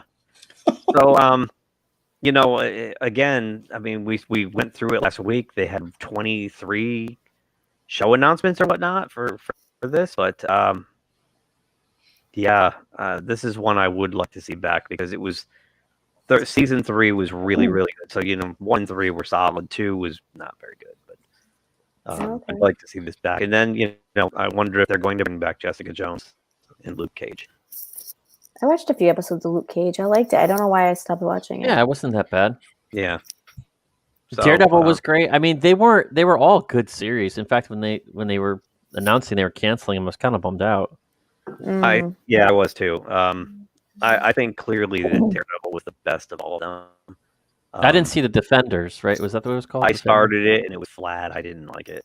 They only lasted 1 season, right? Yeah, 8 episodes, 6 episodes. I don't remember what it was.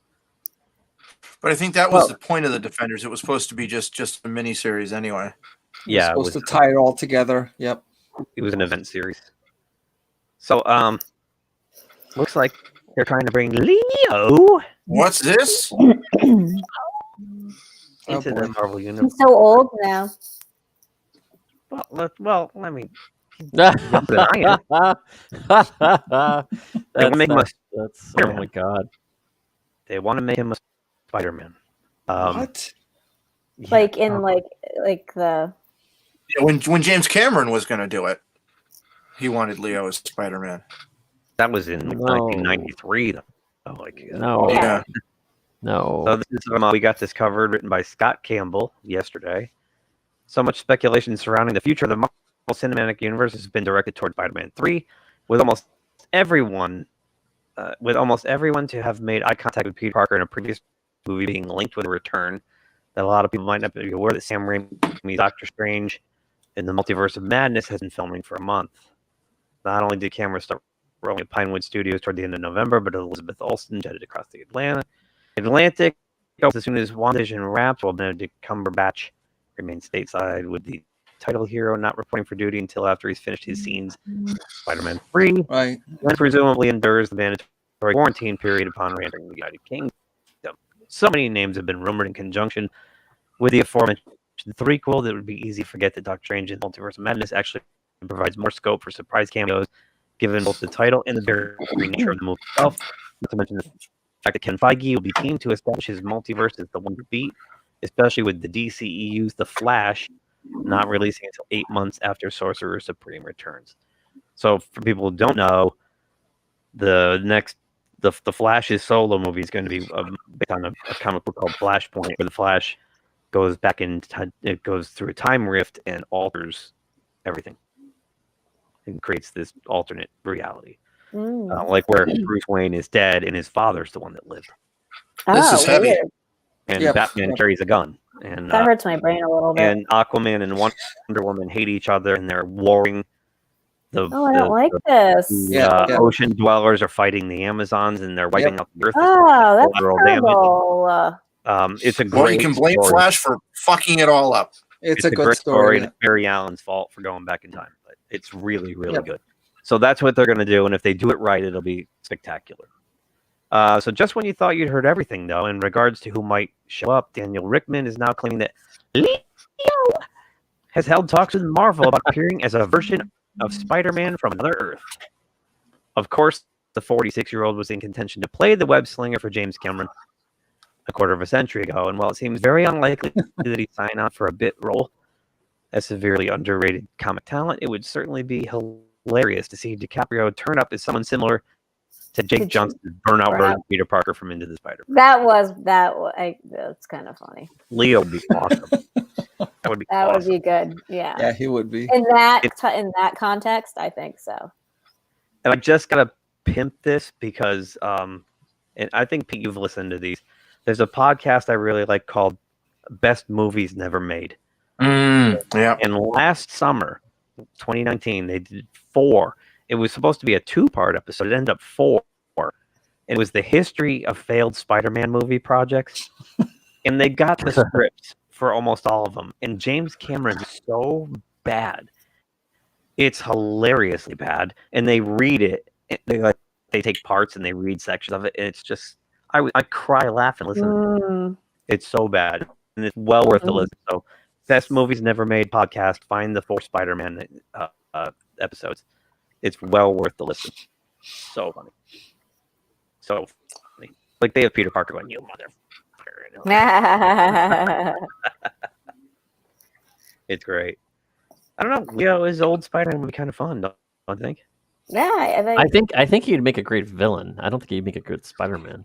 No, I think a young Leo probably could have. He could have. Oh yeah, but now. But like it's like kind of another dimension or universe that he had been Spider-Man all along. I think that's the whole point, right? I would like to see this guy return, even though he was in the 3rd movie. Sandman. I love the Sandman. A newer. I mean, I thought he was done actually okay in Spider-Man 3. He was okay. He's better than they just right. And the casting was great. Thomas, what's his face? Right. Thomas Hayden Church. Church. Yeah. Perfect. Yeah. Perfect. Sandman is my favorite Spider-Man villain because he's not so much a villain. He's kind of a reluctant anti-hero. Right. Kind of a reluctant villain in a way. And he keeps going back and forth a lot, you know? with what he wants to do good, but a lot of times he's forced into not. So Rumor has it Doc Ock's going to make a return, though, right? In the MCU. yeah, Alfred Molina is supposedly coming back. Yeah, too. but I mean, you got to realize these are probably going to be, blink and you miss it cameos. They're not going to be like key roles. They're probably going to come in and I'll get you, Spider-Man, and that's the end of that. Yeah, exactly. If even that much. I think actually the only one who will probably get dialogue will be Tobey Maguire. Yeah, not a lot. Because he was actually Spider-Man. Yeah. Unless they do a Sinister Six. Oh, God, please. Don't need that. I thought we were done with Star Wars, but I forgot I did have one more Star Wars. The Mando Season 3 release date has been confirmed. It's Christmas Day of 2021. Over a year. Yep. A year from this coming Friday. It said, though, like if you looked at the IMDb, it showed the next season being December 2021 anyway. So it's not like that big of a, just the actual date, I mean, how many of us felt, though, that last episode, they could end the show right there and I'd be fine with it. Yeah, no, they couldn't because there's the conflict between the Mandalorians, and he has the sword now, and there's something else going on with that. They're gonna go retake Mandalore now. That's gonna be season 3. Yeah, but she wants to be the queen. Are they gonna get together? Right. There'll be a conflict between them. Yeah, exactly. I was thinking somebody from Mandaloria or whatever the planet's called, Mandalore, would go after her for it, kill her, and then he's got to fight that person. No, they're not going to go Bo-Katan. They sell too many toys. Yeah, and I mean, I don't see them fighting. I don't see them fighting for the sword. That's the weird thing. He'll let her have it. Where is it? Where does right, it go? But in the show, he said that they have to compete for it. All they have to do is have a fight, and he'll throw the fight. After he gets hurt or something, he's like, "Hey, I'm hurt. Come fight me now." Here you go. He'll just throw a fight. He'll pretend throw the fight. Yeah, but she'll know it. It's an honor thing. She won't just accept that. I thought it was like the samurai thing where it's like, you had to do honorable, like you said, honorable thing over the sword. And at least she didn't have to kill the other person. She took it in Clone Wars. I don't remember the episode very well, but she was just, it was like, here you go. And great. Oh, thank you. But was it known to be a Mandalorian thing, or was it just kind of because didn't Obi-Wan have it at some point in Clone Wars or something like that? I don't think so. I know Darth Maul had it. Oh, maybe that's one thing. Okay. You're gonna see Mandalorians doing Harry Carey next. It's gonna become like a samurai thing. Yeah, but in Clone Wars, didn't half the Mandalorians worship Darth Maul, and then the other half? Yeah. There was a sect that actually was following Maul. They had red and black masks and the little horns on the mask. Right. I want to go back and watch because they had a newer season of Clone Wars. My son was telling me all about it here. The final season of Clone Wars is kind of hit or miss. There's an Ahsoka. The newest one that was just from way separate. Yeah, it was 6 episodes. They wrapped it up. There's 2 episodes with Ahsoka that just are total stinkers. Really? Yeah, but there's some stuff connecting to the Mandalorian though, right? From Clone Wars. No. Oh yeah, definitely, but not those 2 episodes. You can skip over the ones with the sisters. Okay, good to know. You can just skip over them and they're fine. But the ending of the Clone Wars is absolutely outstanding. I haven't Googled it, but I bet if you Google what episodes of Clone Wars should you watch over to Mandalorian, it'll tell you. Right. Okay, that's a good idea because there's a lot. There are 7 seasons. Or something. Yeah, and I've watched a few of them, but I can never get used to the artwork. I just don't like the artwork at all. It just bothers me. It's just the animation was kind of herky jerky. Yeah, it's just. I didn't mind everything looking sketched. How things were colored in. It's just I didn't mind that. I wasn't a big fan of the animation. You guys are old, that's why. So I'm not saying I liked it. My 18-year-old watched it. Oh, I'm fine with it. When he was a little kid, he liked it. That was his thing. But so you asked before about all the Star Wars shows, Jude, and I guess this would apply here too. At what point does fatigue? That Mulan. At what point does fatigue take over? Marvel wants one MCU project every month or other month from now on. So you're looking at 6 to 12 new Marvel shows on Disney Plus a year. That's crazy. Yeah, that's gonna get tiring very quick. If they're different enough from each other, maybe I don't know. Yeah, but is it going to be quantity or quality over quantity or quantity over quality? And he's going to want to tie them all together. And that's another thing. Like, I was just talking to my 18-year-old who was talking to his friend, they're 18, 19 years old, who, you know, I feel like this is kind of geared to them. He like literally said, I'm marveled out.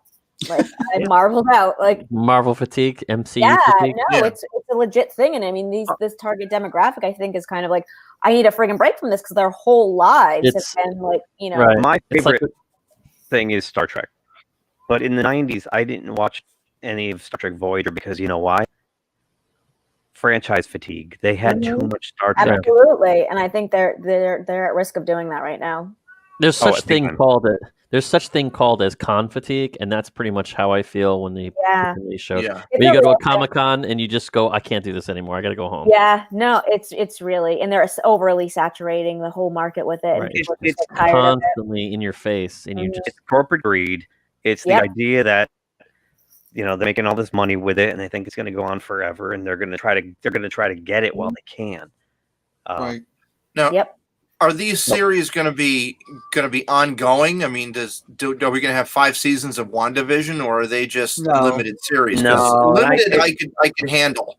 Right, limited. You know, if it's 5 episodes of WandaVision, and then five episodes of the Winter Soldier, 5 episodes of this, and 5 episodes of that. They're all going to be about 12. Well, I mean, what I mean is that they're a limited story. Yeah, I think they're going to play it by ear. They'll have a story that begins and ends, and if one of them catches fire, then they'll probably have multiple seasons. If not, they can just end it. Yeah, it's like anything else. They're gonna beat it to death if they can. Right. So, I mean, the ironic part is we're talking about Marvel burnout and Marvel fatigue, and your son saying it, and by the time WandaVision shows up in January, it's gonna be 562 days since Spider-Man: Far From Home. Really? That's almost 2 years. Wow. And it doesn't seem like it. Mm-mm. And that's also a sign of the fact that people are kind of over it because no one's like, who cares? Like I could care less. Yeah, I don't care. None of these are coming out. I wouldn't care anymore. Yeah, Endgame like kind of gave a nice little ending of the whole MCU, and just for a while, I don't know. It just seems like it hasn't been a big enough break. Yeah. So, based on the fact that the MCU's rookie foray into episodic television is the first of 25 projects currently in development and are set to release over the next several years, it would be safe to say we'll never have to wait quite so long for new content ever again. Back by the end of 2021 alone, there are 4 movies and 6 TV shows coming down the pipe. And insider Daniel Rickman claims that Kevin Feige wants to have a new feature film or Disney Plus series arriving every month or second month from now on. That is just insane. You're just asking for a bunch of stinker failure projects. That's like what you're asking, because there's no way that could. Got a message from Con Guy. He's agreeing with us. I find the same thing with many of the new HBO, Netflix series and the like. They start out strong, the plots, the writing get very weak, and I begin to lose interest. Absolutely. Exactly. I agree. Agree. Completely. How many times have you started like I started Gotham, never finished it. I started The Flash, never finished it. Started Arrow, never finished it. Totally. It's whatever. That's because they don't write these series like they should, where it's like, hey, let's write a story that has a beginning, middle, and end. And I don't care if it's like at the highest rating at the end. You're gonna end the story, and they don't do it that way. They just you're right. It goes back to what you're saying. It's all greed. You're gonna try to run it as much as possible, and then they wind up like just fizzling out. Hey, it's like a disrespect to the fans. I feel like you're thinking people are just a bunch of dum-dums that are just gonna like follow whatever you say. Yeah. Or they feel right from the get-go, like Ironheart. Well, now they have to hire Robert Downey Jr. already. I love him. I think they knew that character wasn't gonna. I cried at them. So, Tony Stark only met his noble end last spring, but there are already plans afoot at Marvel to bring Robert Downey Jr. back as Iron Man. We got this covered. Has been bringing updates on the situation for the best part of a year now, and over the past week, we were able to deliver the news that the studio and the star are close to coming to a deal to get Downey Jr. to return to the MCU, specifically in an Ironheart TV series. Now, I think this will be a 1-episode handoff where he will tell Riri Williams how much better she is at everything than he was. If they're smart, it won't be that. It'll be more like a mentor saying, "Okay, you're ready to go." You know, but yeah, I don't well, know. this is you got a sketchy. Yes, I know. That's ironic. If they're smart, I get it. You're right. Yeah, but I'm just saying, if they were smart, they would really do it that way. You know, they won't. They won't. He'll give her all the tech and say, "You're better than me." Oh. That's what's going to happen. No. Mark my words. Write it down right now. Somebody write it down. Tony Stark would never say that to anyone. What are you talking about? I mean, that's out of his character. You're right. Exactly. What the heck? But that's never stopped him before taking, established characters doing something totally against what they do just to make a point or an agenda. Yes. Yeah. But that was also from We Got This Covered, and they tend to post a lot of clickbait. So take this one with a grain of salt. Take all of it with a grain of salt. Every single thing. AKA Barbara Gordon being Antifa. Yeah. That's one of them. Here's another. This rumor's all over the place, too. This one makes total sense to me. I have to say.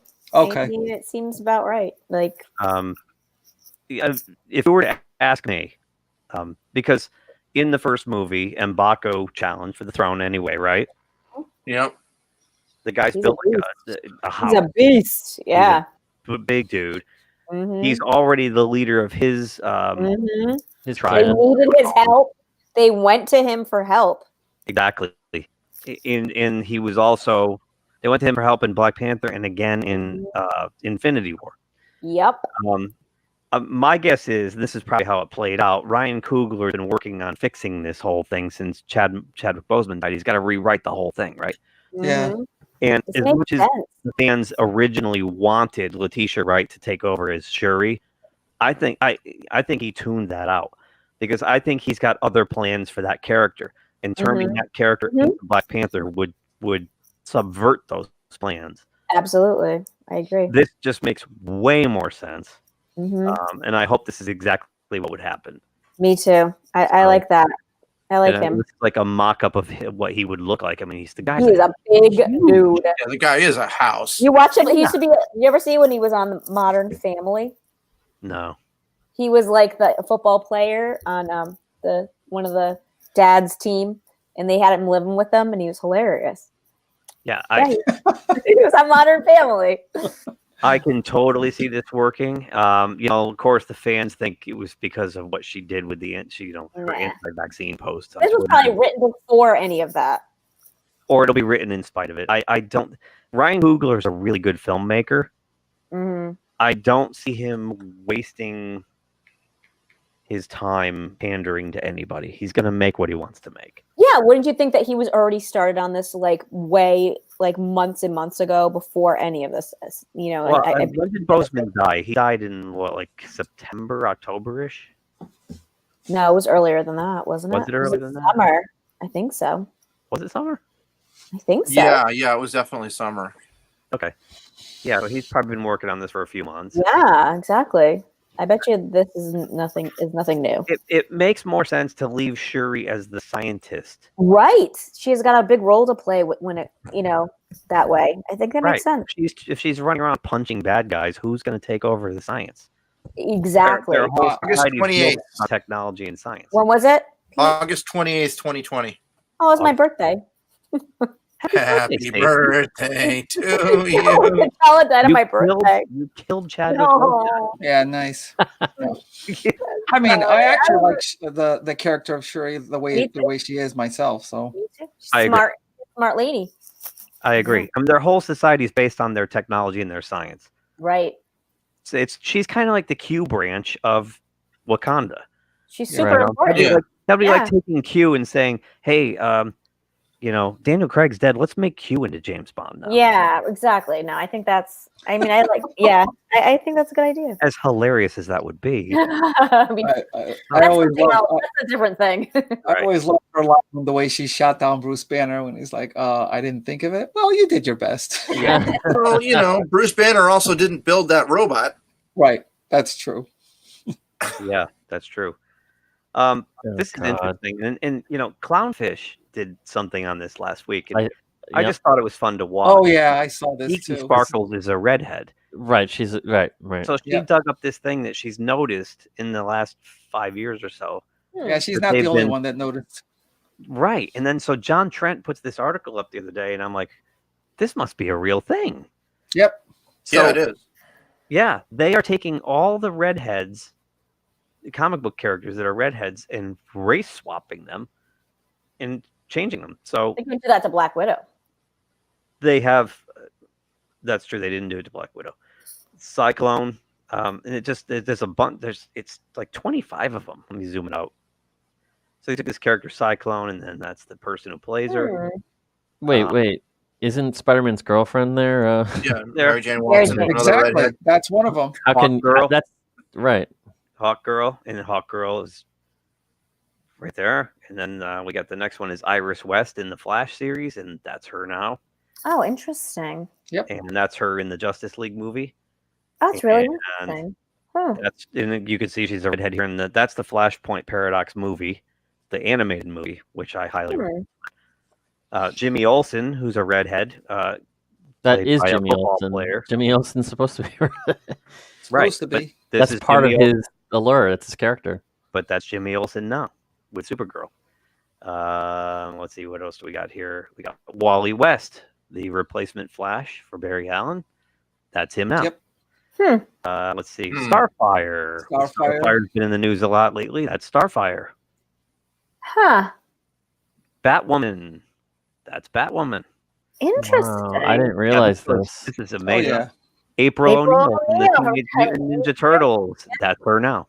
Wait, what? Wow. Yes, that is her. They have a thing against redheads or what? Apparently. There seems to be. They feel like they're very interchangeable. Like, oh. Max Dillon, who's Electro in the comics. That's Jamie Foxx. Yeah, but There does he he is in the comics right there. Jim Gordon. That's Jim Gordon. Oh, Gary Oldman's Jim Gordon. Well, not anymore. It's going to be Jeffrey Wright now. Right. Heimdall from Thor. That's what Heimdall looked like. Idris Elba. I liked Idris Elba. Although I do like him. Though. Yeah, he was good. Well, Carnage, Yeah, Carnage is a redhead, and he's still a redhead. She made him a redhead. Bo from He-Man. That's him now. He's got purple hair. Ariel. Ariel. Oh, that's true. No. Her now. Oh no. Yeah. Yep. Let's see. We got Josie from Josie and the Pussycats. That's her now. That's so interesting. Isaac. I don't know what Isaac's I from. don't know what that is either. Netflix's Castlevania Oh, animated. Castlevania, yeah. Okay. There he is now. But you can't see his hair. You may have Yeah. Well, there. but he's black, so I don't think. Is he though? I don't know. Oh, he is. That's the. Oh, They said come on. everyone's racist. I don't know about that. Let's see. What's this one? Ripcord from GI Joe. This one's. I don't even know who that is. This one.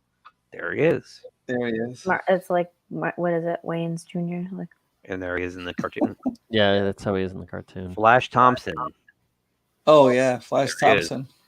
I hated that Flash Thompson. Such a horrible Flash Thompson. Where's Flash Thompson? And there's Flash. And he's supposed to be a big jock, you know. Yeah, exactly. oh, he's like a Nerd. techie nerd. Here we go. Richie Rich. Mary Jane. Mary Jane Watson.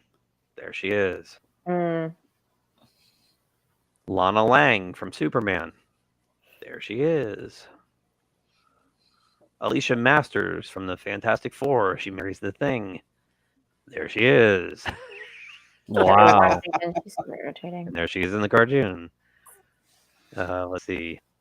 At least they gave her funky hair in the cartoon. Yeah, that's true. Little Orphan Annie. Little Orphan Yeah. Annie. No. Yeah. There she is. Oh no! that was Who can it supposed to have be been Will but Smith's kid. little Orphan Annie? That was supposed to have been Will Smith's kid, but she grew out of the part. Right. Yep. Oh, I see. Yeah. Cecile Horton, also from the Flash comics. There she is. I mean, some of them like so what, but it's just So yeah, but Atlas it's the whole trend. Monahan I get it. from When you put Hellboy. them all next to each other, it's kind of like wow. Yeah, what do they have against redheads? I don't get it. Yeah, I don't know. Do people not like redheads? I don't have any know. problems with redheads. Artemis know. from Oh yeah, Artemis. That's right. Artemis, there she is. That's not even Well, she close. looks badass though. She looks That's not close. someone's ass. Jinkies. Artemis is, I love Artemis in the comics. Why they? That's not Artemis. There's And yeah. Fire Fist. Never even heard Someone of with them. the name Fire should definitely have red hair, right? Yeah, Like, and there's but fire in their the name. funny thing is, What is Fire Fist? Deadpool character? he's What? the little fat kid Sounds in Deadpool. pornographic. I don't know. Oh, he appeared in X Factor 1? He's the I don't little even fat remember. kid in Deadpool too. They don't have a photo of him here. Oh. So Remember, they can't- just keep making fun of his name, Fire Fist. Oh yeah. He's the little fat kid, the little obnoxious kid. Oh yeah, it's the boy, like with the Yeah. yeah. I liked him. He was good. So yeah, I just thought that was interesting because It is interesting. again, like when Geeky was doing it, I thought she was kind of being a little glib about it, and I'm like, oh, that's kind of funny. But when you see 25 of them, Yeah, stuff like that's that, really it's kind of like interesting. That is strange. I mean, is it just kind of is it a coincidence? It's or- easy to replace redheads with anything else. Yeah, I mean, Like, oh, we want to get a person of color in here. Get rid of the redhead. they're like anti That's ginger. it. I know, poor gingers. Yeah, I know. yeah. they have no souls. So see, there it is. Wow. You're perpetuating the problem right What do they there. what do they call what did Cartman call them? Daywalkers or Nightwalker? What? Remember the whole South Park episode Yeah, on Redhead? yeah. Cartman called them Ginger? daywalkers. That was a funny episode, though. That was a funny episode. Aren't they all? Most Oh of my them. god! Most of them are. It's just wrong. It's so wrong how funny they are. It's just. It's yeah. Oh, I haven't watched the trailer yet. I haven't. Yeah, I haven't either. I'm not. I love the first one. It's so good. This was supposed to be out last Friday, and I wanted to go to the theater and see it, but it's not going to be out now until March 5th on Amazon Prime. Can we play? Can we play No. the trailer, or we get? No, we flagged? can get. We're going to get nailed for copyright, but I don't care. Let's watch At least until we get to one of our last articles. I don't. Yeah, care. the one I. No, yeah. there's two. There's another one. There's one that's really bad, but we'll talk about that They're later. both bad. They're both bad. I don't know. I mean, what do you think? I'll let you guys tell me what you want to do. Yeah, I mean, no one here has seen it. I except haven't you seen guys, it right? yet. I've He seen is not it. interested. All right. Oh, Wah, wah. they're already on to us. I guess you have to go to your Amazon app and watch it. I'll check it out. I'll go to YouTube.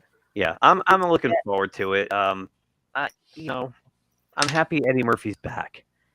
That's my thing, and I have to admit, anything that Eddie Murphy's in, even if Have you it's bad, seen that I like watching Dolomite it. one? The I Am loved it. Dolomite or whatever. Was it good? I didn't know. I loved Okay, it. should I give it a chance? Yes, it's Okay. almost like watching Ed Wood or the Disaster Artist. It's almost like the same kind of thing. Okay, be in that mood. All right, good. Yeah, to know. because the Dolomite movies were real blaxploitation films in the 70s. Okay, yeah. They were made low budget and stuff, and Eddie Murphy, he nails this guy. I forget what Okay. the guy's name was, Ray something or other, Ray. But anyway, at the end, Stacy, they put the scenes Eddie Murphy recreated Okay. next to the real Oh, I scene. love when they do that. I love when they do that. It's amazing. Yeah, That's awesome.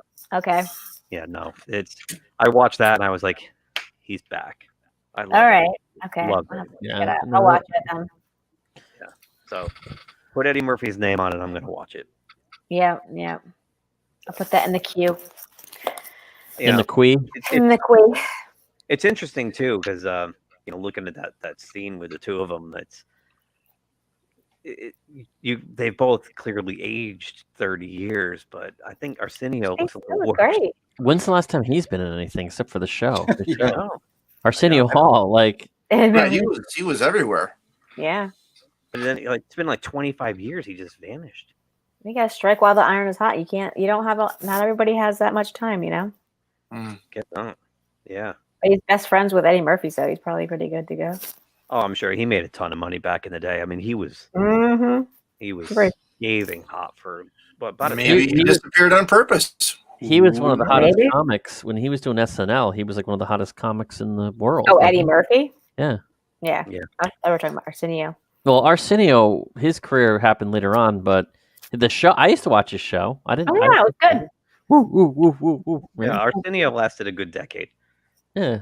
He wasn't a terrible late night host. Eddie Murphy was at his prime between 1981 and 1985. The Golden Child. Then, well, his stand-up too. Everybody loved his stand-up. Oh yeah, Delirious. Then he started making some bad choices. Then I- he had Beverly to Hills come Cop was back with the Nutty Professor. I love it. I just watched that recently again. Then he overdid it and went back off a cliff.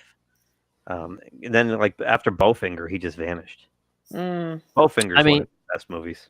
If you watch like Directed by comedians Miss in Piggy? cars getting coffee, like you ever watch that? Comedians in love cars that, getting yeah. coffee, and like Jerry Seinfeld's interview with him was really interesting. How he just like talks about how he just kind of like stepped away from everything and just was with his family, and Yeah, he became like did a that thing. stay-at-home dad. Yeah. Yep. He just, it was smart. It was good for him, you know? He Yeah, just kind of needed to do that. And, you know, it was So good. when he came back on SNL, his opening monologue, he basically said that because I've been a stay-at-home dad for 10 years, and Yeah. now all the kids have college tuition. They're all and I gotta go back to work. Yeah. It's good. That's good stuff. I like that. I when I grew up, Beverly Hills Cop was one of my favorite. Like both Oh, of those yeah. were my favorite movies, and I used to love the soundtrack to Beverly Hills Cop. And I forgot it was Axel something, but it was like Axel Foley. Axel F was the name of the song, though, wasn't it? Remember his song? Axel I Foley was the name of the girl wants character. to party all the time, party all the Oh, time, Trading Places party was all good, the too. time. Remember he had a Yeah, song yeah, It was that's on right. the radio. Right. Oh yeah, you'll win. A lot of people don't know that was him. You Really? can win a lot of And- trivia contests with that. Yeah. Oh And my Rick god, I James- remember that so well. Rick James produced that with him. That would make sense. Yep. That's Yeah. so funny. Oh my god, I remember the video, like video for it. Well, and it's funny because I did, like I mentioned once on one of our previous streams, I actually rewatched Coming to America recently too, and it was better than I remembered it. It's so Oh good. yeah, it's good. It's definitely good. The dad from Good Times. I used to watch so much Good Times back in the day. Trading Trading Places. Trading is a Places. classic. They That make is- they make a little cameo in Coming to America. They're the guys he gives that big wad of money to. Yep. Yeah, you just stole. I was gonna say. Burn. Sorry, We're back. sorry. No, That's right. there's no stealing here. It's all good, Stace. But Mhm, yeah. I love that stuff. Yeah. And that was one of the things I'd completely forgotten about. And when that came, when he's Mortimer, we're back in business. Mortimer, right. Mortimer, we're He was back. great. When he was great, he was like he just Eddie? like, ruled the world. Yeah, totally. He's so talented. He's He just really is. so He's amazing. Here's another talented guy who fell down and banged his head really hard or something. I always like Derek Larson. I don't care what side you're on this whole idea of getting your cocktail, but to sit there and say that anyone who refuses to do it should be made social pariahs. Why? This is the. Why is anybody These guys telling just don't learn. anybody And, what to do? I was watching this guy. There's a guy on YouTube called Your Boy Zach, and he's a comic professional, and he reviews comic books and whatnot. And he put it perfectly today when he was talking about an interview with Mags Visaggio, whose books do not sell at all. Right. Yeah. And he said the comic book industry is the only professional industry that's run like a cafeteria table in high school. Yeah. Yeah, I agree. I can agree with that. I was like, that's so perfect of a description. Like what? Why are these guys able to do this kind of stuff on social media and say these kind of things without any form of repercussion? You think Marvel would be like, hey, our books, we're struggling here. STFU, man. Shut up with this. I mean, I think it basically comes down to the whole thing. If you hear, like, I mean, again, whatever side you're on, we're all on our own sides, but shaming people and doing all that stuff has no impact, and you're only making yourself look like a jerk, and like you're not causing any change. So why even go there? You know, like I don't get it. Like he's already putting out comic books for. I mean, Image is totally creator-owned stuff.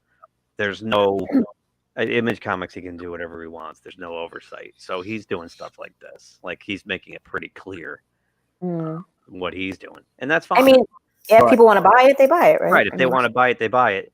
But this whole idea that he wants to, segregate. I mean, it's his opinion. Whatever. I mean, is the best way to put it. So he's tweeting things like this.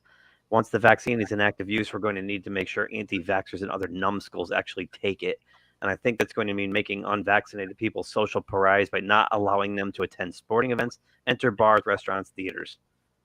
I hope you don't have a movie coming out, Eric.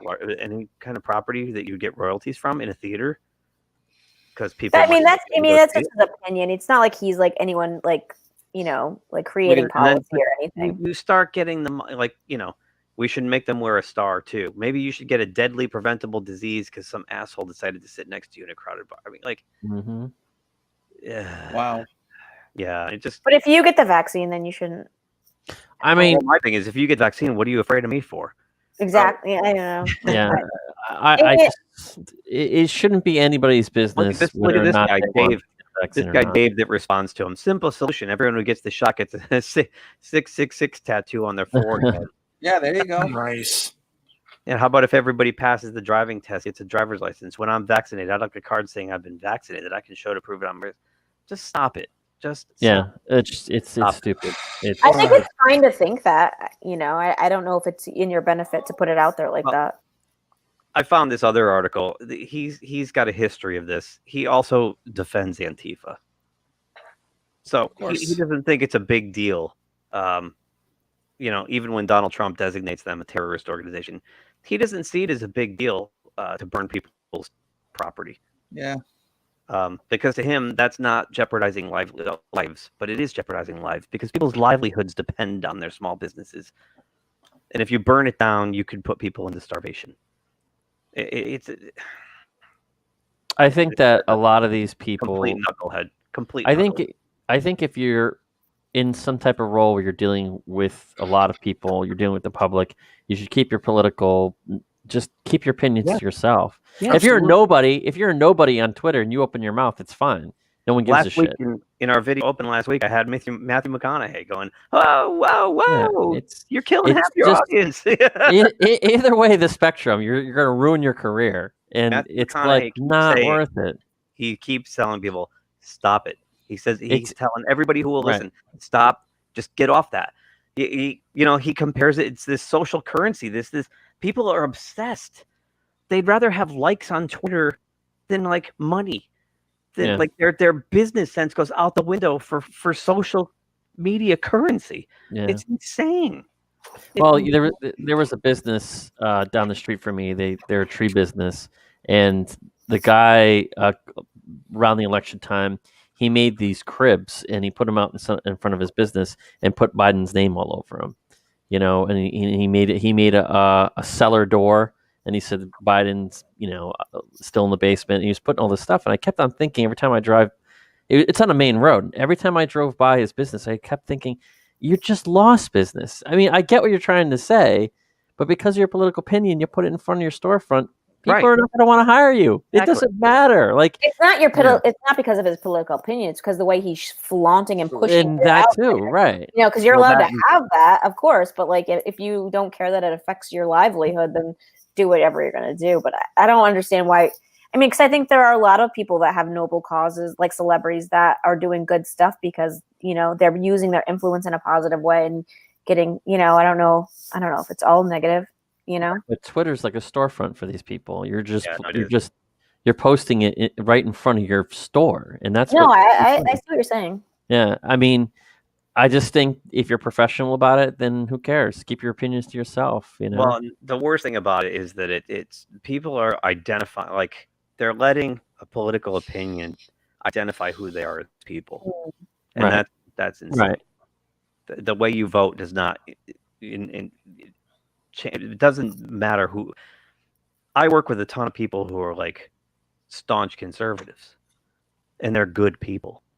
Yeah, of course. Yeah. I work with conservative some people. But if that are I was old- on social media and I saw, like exile that guy, no, it's not how I it mean, but works. there is a line though, don't you think? Like if there's I don't know, like a guy like that's on a sports team and he's been charged with like beating the shit out of his wife and his kids or whatever. Would you wear that guy's jersey? You know what I mean? No, God, Like, no. I never would yeah. wear a Mike Vick jersey. I mean, so You but, have like, your Michael Vick jersey? Yeah. But you know what I mean? Like, so it's kind of like the same. It's kind of like that. I don't know. Like, I think We hate Mike Vick. So what would you say about someone that Not a did? dog. You know what I mean? Like, it kind of reflects you're- who they you're are right, as a but- person, what they accept and what they don't accept. It does. You're right, but that's a who you are crime. That's not being And conservative. how you. That's Right. true. That's a crime, not a political belief or a Well, philosophy. I mean, somehow- conservative doesn't mean you're beating up your Conservative is like just it's so vague in general that like what's Right, not. right. That's It you is. know if you believe one thing or specifically and Right. you know what I mean. I don't know. It's- I think it's all- it's come down to a point where it's almost cartoonish. You know, I mean, I work with an area. It's a cubicle with 12 guys, and no one really talks about their political. Some people do, but they don't really go into depth about it. And I think that's the same way people should be in their public lives. Like you don't need to talk about it. after seeing that 6,000 page sham of a COVID-19 bill they just put out, both parties suck. I think that I don't think not talking about politics is the solution. I think that's what's led to the problem. If we could have an open, honest discussion about these things instead of just vilifying each other. No, really. I mean, other people in other countries have this ability. I mean, I was sitting next to an Irish guy on the plane when I went over to Europe, and it was just like you talk about these things, and I think when we can just talk about them and not like be staunchly one thing or another, but listen to each other and then like decide to disagree or not, or to agree and then move on. I think not talking about things ever is what's led to like such a division in our country, because it's like, well, I'm this and I'm this and I don't care what you think. It's the social media. It's the social media. It's social media. Right. 100% agreed. Yeah, you should have a discussion on it, but Absolutely. not doing death threats over Twitter. I 100% agree. And 100%. Eric Larson is on the side of right to choose, right? He's on the side of right to choose, and now he's mandating people putting shit into their bodies. Again, he's like a giant an artist who doesn't create policy and doesn't. But it's a giant contradiction, and he hasn't stopped to think about that. Well, that's like saying people that are like wicked pro-life that like are for the death penalty. It's that's a thing too. I don't know. But if they have a right to choose that, then we also have a right to choose what we want to inject into ourselves. Agreed. So anyway, on to more fun stuff. I like the death of Optimus Prime. I don't like this though. Cool. This is actually happening now because this was posted yesterday. Pete, I thought of you when I saw this. This is why I picked it out. They're selling these 2 posters from Transformers the movie. Oh, cool. Of Optimus I do love dying. me some Transformers the movie, but yeah, killing Optimus Prime, man. There's that one and that one by Mondo, and they're on sale right now. Here they are. Very cool. They're Those sold are out. Oh, they sold Wow. out. Holy sold out, crap. yeah. Both of them. Yep. Mm. They are not on sale. They are sold They out. were on sale. Yeah. $50, $75. Holy cow! Well, they only There's had only 125 of those. yeah. Okay. 125.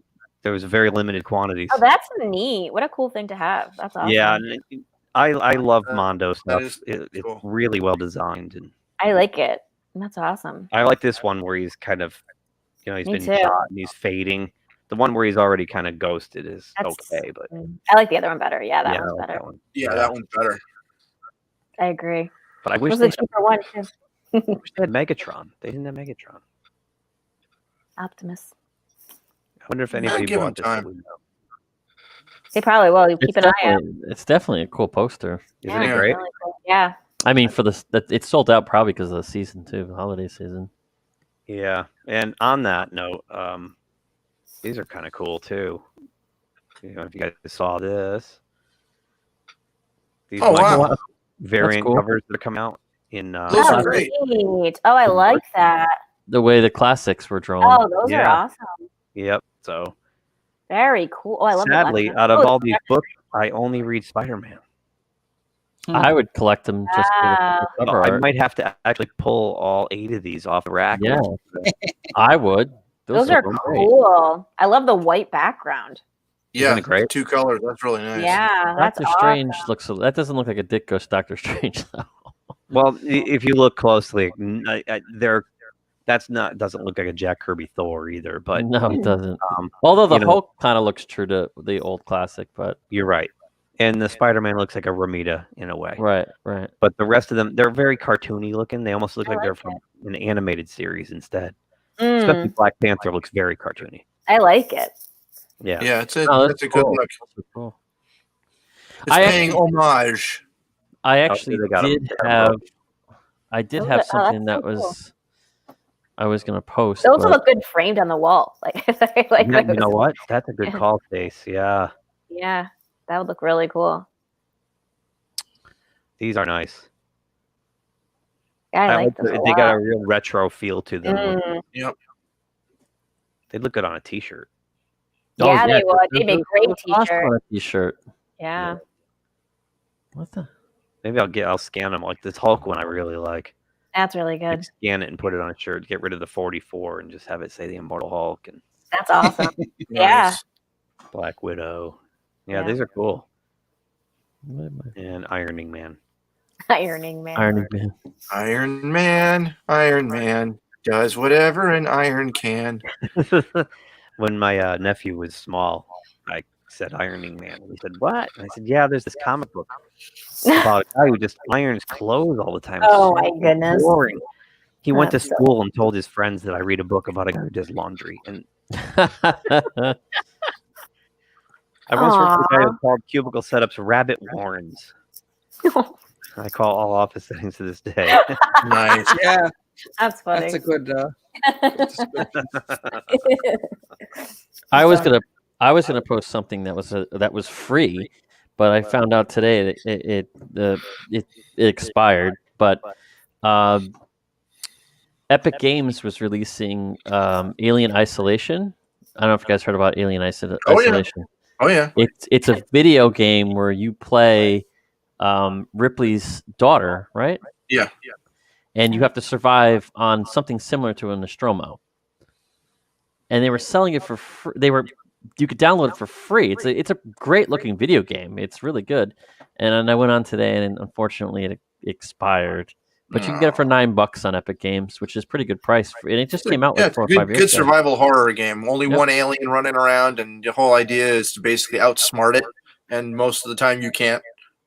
No. It's like a hide and seek kind of thing, right? Yeah. Oh, that's crazy. Yeah, it's not one of these like first person shooters where you're just at everything that moves. It's basically you are hiding and being all stealthy, trying not to make noise. No, that's not something. Yeah. But it's now $10. But it was Oh, free the last 2 days, and I was like, That's it. What are you laughing at? It's like, oh, it's now $10. But Oh yeah. No, when it was $9, that was worth it. 10. I Fuck would you. go with a 9, but not 10. No. Oh, Poor Jude. no. Play that on your PC, Jude. speaking of free, There. so Yeah. Con guy, this looks like you're going to be your stocking stuffer, courtesy of GeekTime Network. I don't even think he knows. Yeah. I want That's something. why You he joined apparently the have- chat. He joined the chat because he wanted your Scrolling early on the bottom. No, actually, he's been pretty consistent. I think He he's has, been yeah, in yeah. here every week to support us. He's a good contributor. He's our biggest fan at the Oh, moment. geez. Well, This- then you're not he kidding. should definitely win if he's our biggest fan. So while we're on the gaming thing, I'll skip to this. Yeah. I Safety. don't follow this much. I just know. I have a little bit. So apparently they released this game prematurely. It was nowhere near Yep. done baking in the That's oven. right. It was crashing systems. It was locking up. So Sony and Microsoft both offered. You're getting a bad echo. I'm good. I don't hear anything. Okay. Let me just do my thing. Maybe that'll. There of it. So they offered refunds, both Microsoft and Sony. Sony first, then Microsoft. And then this came out today. I saw this on Az's channel, and I went and found this exact troubleshooting page. If you try to save something over 8 megabits, it corrupts the system. Oof. Oh God! Save gets damaged, cannot be recovered, and you're kind of screwed. It's a big game too. It's an open world game, and it has a very it's a very involved game. I mean, it's not going to take 40 hours to complete it. It's going to take more than that. Well, and what's really side funny is quests that this has been happening for like the last 2 weeks or whatever, and yet none of you probably have cable, which I do, and this commercial runs constantly to buy this game. Still, yep. And Keanu Reeves is in it. He's I know it's that he's the commercial. Yeah, he plays like a Tyler Durden. Like this game has been in development for like what 7 years? Yep. Jeez. I mean, everything in the game is has a voiceover. Every character you meet has dialogue. So you can only imagine how many people came in to do dialogue. And they put it off for months and months and months and months and months. Yeah. Like it was supposed to be out like what last spring or whatever, and they kept putting it off, and yet it's still not ready. I think a lot of these studios they think so big and they want to make it open. Yeah, which is cool. No, it's awesome, and I think they want to make the world so open that they want you to just discover things on your own. Like you travel somewhere and you discover something that's a side quest from the main story. Right. But the problem is back in the day they had people that played the games over and over again. I remember reading back when I was a kid, the best job in the world is to be a game tester, because you just sit there and play a game until you try to break it. But I think now the games are so big that there's no way you can possibly cover every aspect of it. Right. It was so highly anticipated too. I mean, I listened to this whole like story like on NPR, how they're talking about, they talked to some guy who like took the day off from work the day it was supposed to be like whatever, because he wanted to play it. And it's like, oh, dude has a job. That's awesome. But like, you know. But it's like being plucked and put yourself in the Blade Runner. I know, and yet, but they couldn't pull it off. Like those. So what? You're thinking too big for this. Like you can't. Yeah, you know, there was a game like this that I played back in 2011. I think it's called Skyrim. I don't know if anybody played Skyrim. Yeah. And Skyrim was riddled with problems from the start, and then eventually they improved it after a year. But there was one game that came out that I never really played called No Man's Sky. Did you ever hear of this game? It's an outer space game where they didn't deliver hardly anything they promised, and people almost got like sued. And so a lot of these studios are just releasing games. I don't know why. I mean, I am amazing at Mario Kart on Wii. Like I'm so good at that. I will beat anyone. Like, it's seriously. I don't know why you need these hardcore things, because like, you know. And it's old. I can imagine there's so many salaries that have to be paid. They just can't hold out. They're just they're putting people at like double overtime and stuff that they wouldn't do, and all this stuff, just try to get it out. You know, when they did get it out, and it's still. I can't imagine when you're building a whole entire sandbox world that's huge, that when you're a graphic designer, you know, you're just not sitting there night after night like, oh my God, I'm just doing a street light or a side of a building, you know. And making sure someone can't break through it, you know, like it's you know, you can't glitch through a wall. That doesn't sound fun at all. I look at Pete for that, because Pete's worked on projects like that. That's why you get paid the big bucks, right, Pete? I mean, 3D animation, graphic design. It sounds like you got to have a lot of coffee or something. Yeah. That's a lot of work. You can. Yeah, when I was modeling a gutter cover recently, and it was just, it was exciting. It's how it just sits on top of your gutter and keeps leaves from going through it. And I had to model this thing, and so it would look completely realistic, so it could fly through space and. Oh, the wonderful world! Yeah, and it was just one of these things. I had to make my computer render for 2 days a shot, and it was just. Oh my God! So there you go. I mean, that's like a. Yeah, it was like living the dream, man. Living the dream. You know, I can't. No, yeah. Could I be modeling stuff like this? No, I got to model gutter covers. It would take you like 1,000 times more time to do that, though. Like, you know. I can't imagine designing a video game is much fun. It sounds grueling. It does. Yeah. Here we go. Yeah, MGM. grueling. Yeah. Gruel. Edson sent this over today, and I wasn't surprised because they've been talking about this for a while now. They got the casinos. They're good. They're good with the MGM Grand. I stayed at the end. I did stay at the MGM Grand. They might sell off the studio. It's one of the oldest film studios out there. Started in 1924. That's right. It was 3 consolidated movie studios. Marcus Lowe at Metro, Goldwyn Pictures, and Louis B. Mayer Pictures. Lowe also founded the Popular Cinema chain, which was bought by AMC, now facing their own. Yeah, same thing. Yeah. They're best known for producing all the James Bond movies with Aeon Productions, and of course the Rocky movies, Pink Panther, Hobbit, Handmaid's Tale, Stargate, SG-1. You mean no more lying roaring?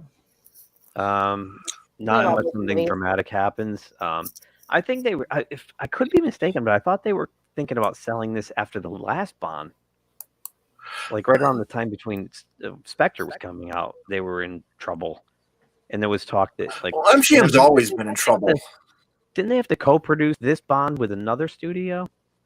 Yeah, they did. I think this was Universal, maybe, or Sony, or is it Warner?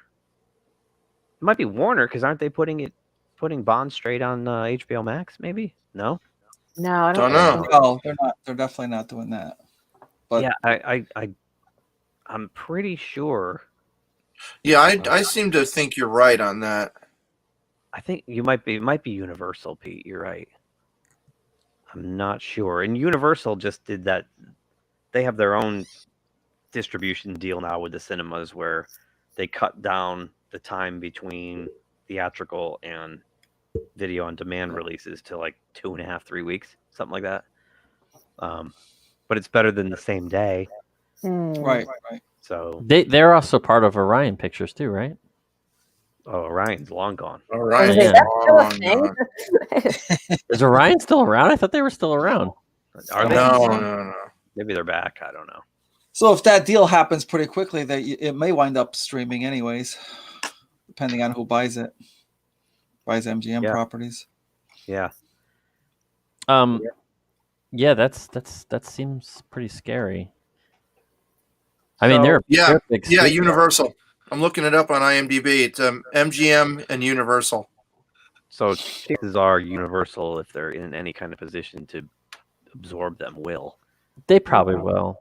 Yeah, because they own like huge lots too, MGM, like studios, like spaces and stuff. They did. Yeah, they're. I mean, I remember driving when I was in LA. The only time I was in LA, I remember I drove by the MGM lot. I think it was the MGM lot. Well, it was towards. Got a lot of real estate too, so. Yeah, and I thought it was near the Hollywood. I don't know LA. The Stars was near there. But well, not LA looked all the same. Every street looked the same in LA. So yeah, LA is. I will reserve comment. So the COVID stimulus package was passed. It was almost 56. What was it? 5,600 pages. Something like that. Yeah. I saw Tulsi Gabbard on this video. She voted against it because they gave you like 3 hours to read it and then vote. Wow. And the thing is full of crap. Like, I'm not going to get really political here, but the $600 each we're getting is a joke compared to what they put money into that thing. Of course. This thing, of course. This thing, 98% of this bill has nothing to do with COVID. Right. It's about, again, it's big business are getting bailouts and they're lots of foreign aid and all this kind of stuff, and we get whatever's left. That's right. There's mega churches out there. There's a story on it's that. Unbelievable. That are getting bailed out. This is ridiculous where all the money's going. Yeah, it's ridiculous. That aside, It's going up to the highest percentage of people of corporations that don't need it. Correct. There's a $15 billion bailout for the movie theaters in there, by the way. So one of the things is this this congressman. Where's his name? That's not him. No. No, there's that. Tom Tillis. This guy Tom Tillis snuck into the bill. This affects creators on all levels. He's trying to put a copyright bill. He snuck it in there, and it got approved clearly. Basically, they want to nail you for any kind of copyright infringement and jail you. That's right. Oh my goodness. People who are streamers who who have their channels monetized and they're getting thousands of people watching them, they can play one little piece of music. Go on. And get wow taken down. Like we're talking by accident. Say that someone came in, put something on the radio. Yeah. So Tillis is a senator from North Carolina. His campaign is backed by the biggest corporations in the entertainment industry. Okay. He's been lobbying for years for stronger copyright enforcement on social media platforms. The Republican senator received donations from Sony Pictures, Universal, ASCAP, NBC, Comcast, Television Association, the Internet, Warner Music, Salem Media Group, and others. So basically, if the bill passes, an accidental copyright infringement could be immediately considered as a felony. Wow, that's a lot. That's crazy. And could affect the way we stream videos. Right. So basically, like if we stream that trailer, that would be considered a felony. That's it's a felony. Like I mean, I get like musicians and stuff aren't making money. The only way they're making money because all the streaming services are like touring, which they haven't been able to do. Nobody buys like physical albums anymore, so, and that's their art and they should make money off that. But this is a little extreme. This is a little extreme. So this article is a little old because it says voting has been delayed until December 18th. It's been approved. Is it still in there? Was not removed. This was not removed because it's in this article. New stimulus package makes illegal 21st. Yeah. What's scary is it has nothing to do with the artists. It has to do with the studios. They're the ones who want to take the money. They don't care about the artists. The relief package features a $900 billion relief package for various organizations and government entities across the country. That should say across the world. They're sending tens of billions of dollars to other countries. A felony, though? I mean, in addition to $15 billion in funding for movie theaters and live entertainment industry and a $600 direct payment to most Americans. Blah, blah, blah. Will also make a felony to profit off illegal streaming methods. Though the package has yet to pass to be signed into law, it's expected the House will vote on it Monday afternoon with the Senate to follow shortly after. New policies will establish rougher criminal penalties for those who willfully and for purposes of commercial advantage or private financial gain offer or provide to the public digital transmission service. The felony could result in prison sentence of 3 years or a harsher 5-year prison sentence if the aforementioned digital transmission includes more than one movie or television show. Oof. The bill also revamps copyright and trademark law, creating small claims court to be used for litigation in regards to copyright claims. Those who would pursue copyright violations in the court would not be able to win over $30,000 in damages. Yeah. It's also the most sweeping bill Congress has taken up in the situation since the 2012 failed to stop online piracy act. Then both consumers and industry insiders opposed regulations up for debate. Yeah, your mom's playing her music on her albums behind. She hits the streaming button by accident on her phone. FBI shows up. Yep. It's stupid. It's absolutely disgusting. Here's where they can say whatever they want, right? And granted, okay, this looks spooky and whatnot. Here's the reality. The prisons are overcrowded already. Mm-hmm. You're not sending someone to jail for streaming something in the background or accidental this or that. Like, it's going to be serious pirates that are going to jail. Still. Right. They're not going to waste their time and money going after some TikTok kid or us. I think it's going to be 200-person audience or whatnot. I think they're going to be watching the people who have the most views and get a lot of traction on their site. I think they're the ones who are going to get busted for the little misdemeanors than anything. What right? they're doing, this is clearly to me, because this guy's in the back pocket of all those companies, those entertainment and telecom companies. They know they're moving everything to streaming. Right. Be That's it. Be it 2021 or by 2025, right? Either way, they're moving everything there. And they're afraid of piracy. How many times have we said it? How can you make money with streaming? The first thing the millennials are going to do is steal it, right? Right, but this goes for music. It goes for movies. Well, I get that. I get that. But there's the policy, and then there's the reality of enacting the policy. Right. And with overcrowded jails and the cost of court fees and lawyers, there's no way they're not going to go after the small people. What they're trying to do is protect all that shit that's going on Disney Plus and HBO Max and from getting stolen. Yeah. Yes, they're going to threaten Twitch people, and they're going to threaten YouTubers. That's just to get people to be aware. Yeah, be aware and or just stop. Scare them into stopping. They're not going to prosecute YouTubers who play 10 seconds of something. They're just not. Right. I think you're right. I think where this always plays a problem is I follow some really popular YouTubers who basically will release a video, they'll edit it and release it, and all of a sudden it'll go up and it'll get flagged, and then they lose money off of that because once it gets flagged, it loses all. Yeah, I know. We're not monetizing it. That's why. But the people at the larger end, then they don't get paid. Yeah, they get the video gets taken down. Right. Yeah. No, I know.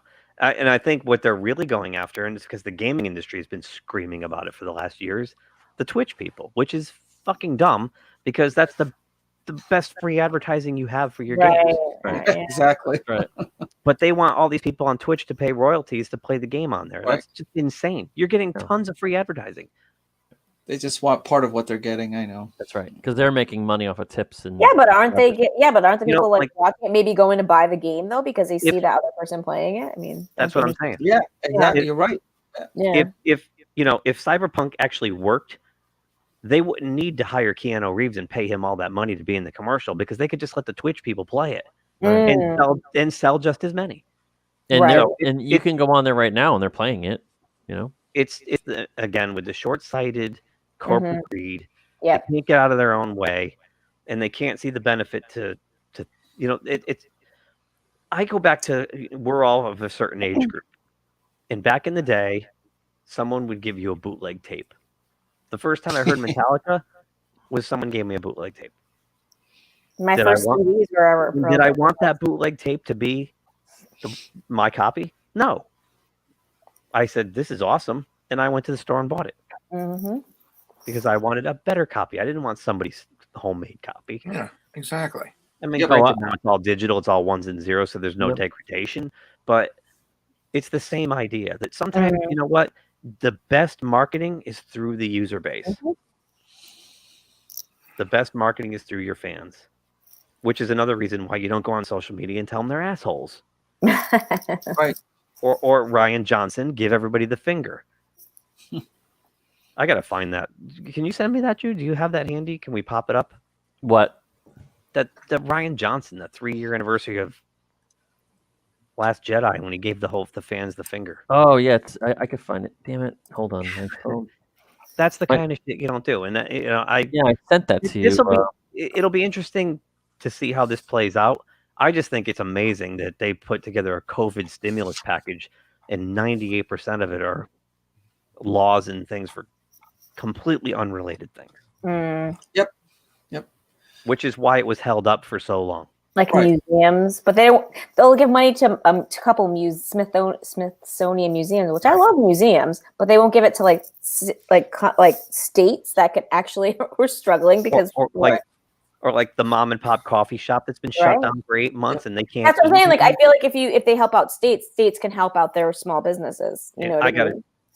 I wanted to put my fist through the TV when I watched Nancy Pelosi stand there and we're giving all the American people much needed money. $600. $600. Well, but it was Mitch McConnell who doesn't want to give money to like states and other parts of, Ridiculous. smaller governments, because it feels like, if you didn't manage your money well enough, then that's your fault, your problem. Yeah, but you know what? But that affects all of us. Whose rent is $600? This was what a $900 billion relief package. So there's 331 million Americans, right? I'm going to do some quick math on this calculator right here. 331. You have to make under $75,000 a year. Times 600. That's 198.6 billion. So where's the other 700? Not everybody gets it. I'm just saying, if everybody got it. They don't. If you make over $75,000. Well, I know, unless you make a couple million, then you get like. And of the 331 million people in America, many are children and whatnot. But my point being is, if you gave 331 million Americans $600, that's 198 billion. Where's the rest of the money? I hear you. We're supposed to be priority number one here. That's why the government can suck it. And Mars attacks is right. We need that to happen. If those aliens that are supposedly here are true, they need to go to Congress and blow it up. Just blow them up. Start over. Yeah. Shoot them to kill them all. Freaking, it's really pisses me off. $600, that's nothing, man. It isn't. It's a joke. It's an insult. It can't get you past a week. Or let them eat cake. Right. Like, yeah. 600 per person, FYI. So if you're a couple and you have 4 kids, and you got $2,400 coming to you. Listen, I have friends who pay child support, and $600 that's nothing. What is that for people who have probably not worked in 8 months? I agree. It's a joke. It is a joke. It's more than nothing. And I think it goes to the point that a lot of these a lot of these people who are wealthy politicians don't even understand the cost of living, because they're out of touch. They live such a lifestyle. It's like, well, $600 seems like if you were middle class or poor, you can live off that. Exactly. You think they would be like, that's nothing, because because they don't know. My car payment is more than that. You know what I mean? That's what they're thinking. They're like, oh shit, $600. But, what does Nancy Pelosi know? She has 3 mansions. Right. What did she know? They're all the politicians, because they're all paid off by corporations. They're all Yeah. So a case in point, the guy who just passed the DMCA bill, that law, the guy's in the back pocket of every major telecom and entertainment company out there. So policy is written by corporate America. It's funny, you go back and watch the movie Network, and that rant that Ned Beatty goes on, saying there's no countries, there's no borders, the countries of the world are AT&T and Exxon. Yeah, that's what it is. And that was in 1976. So this is the last one I got. And I thought this would be fun to end the night with. A story about a 10-foot penis is always funny. What? Oh my God. That was like the weirdest episode I've ever seen in my life. I was like, wait, what is happening right now? That's a real character from the comics. That is disgusting. Yeah. It's so gross. Oh my God, that was like the worst episode of The Boys. I couldn't stop laughing. It was so disgusting. It's crazy. So there's a character, for those of you who don't know, in The Boys named Love Sausage. I didn't know that was his name. He has a giant penis that stretches like rubber, like a giant tentacle. Super hot too. And it's kind of funny because the character Mother's Milk, played by Laz Alonso, there's a story from the set that he didn't know. Oh God! That was like a giant penis. Yeah, that was. He thought it was like an octopus tentacle or something. So he did the scene and everything, and then when it was over, they told him it was a. Oh my God! And he was kind of like shaken by that. Who wouldn't be? Right. So apparently he got a little revenge on show creator Eric Kripke for Christmas. Oh God. And so here it is. It says let's start. Let's see right here. They go in the facility. They're trying to. So one of the unpleasant gentlemen in this facility that's like a bio lab where they're doing experiments and whatnot is Love Sausage, played by Andrew Jackson, who has a prehensile penis that can stretch to enormous lengths. Think Spider-Man's Doc Ock. Instead of several tentacles, he has one, and it's his penis. And Mother's Milk finds out firsthand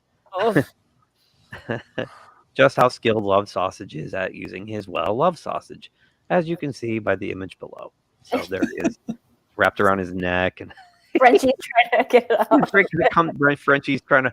It comes right through the window. It still was so funny. Ew.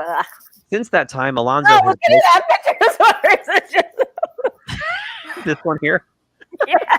Yeah, there you go. I'm sorry, the knitted scarf is nothing compared to that. Since that time, Alonzo has joked about getting revenge on series showrunner Eric Kripke for putting him through it, and now appears he has in the form of a 10-foot penis scarf. Before you ask, yes, it has testicles. Oh, God. Think Tom Baker's doctor on Doctor Who if his scarf was a 10-foot penis. Oh, my God. Here's a look at Alonzo's well-knitted revenge on Kripke, and Kripke being a sport by displaying it proudly. Not even close. Look at that. Yeah, Hello. that's not the same thing. Not even kind of close. Not even. He had a. Kripke tweeted, for a long time, Laz has wanted to pay back for wrapping him in a 10-foot penis. Jeez. Yesterday he got it. Thanks for the holiday gift, Laz. So nasty. That's so great. Thank you for making me relive that episode. Like, seriously. Oh, jeez. I had forgotten about it, and then you just brought it all back up. It was just not even. Well, you don't watch The Boys. It's not very Yeah, sanitized. I know, but like blood and guts and exploding heads, one thing, but a ginormous penis wrapping around the guy's neck, like choking him, something completely different that I never needed to see. You know? Oh, jeez. Jeez, Rick. Too funny. Ugh. Grateful Dead bootlegs. Yeah, back to the bootlegs. I used to go to flea markets and buy bootleg tapes of, concerts and all kinds of stuff. And then I got the bright idea while I was in high school that if I copy those and I go to the flea market and sell them, I'll make money.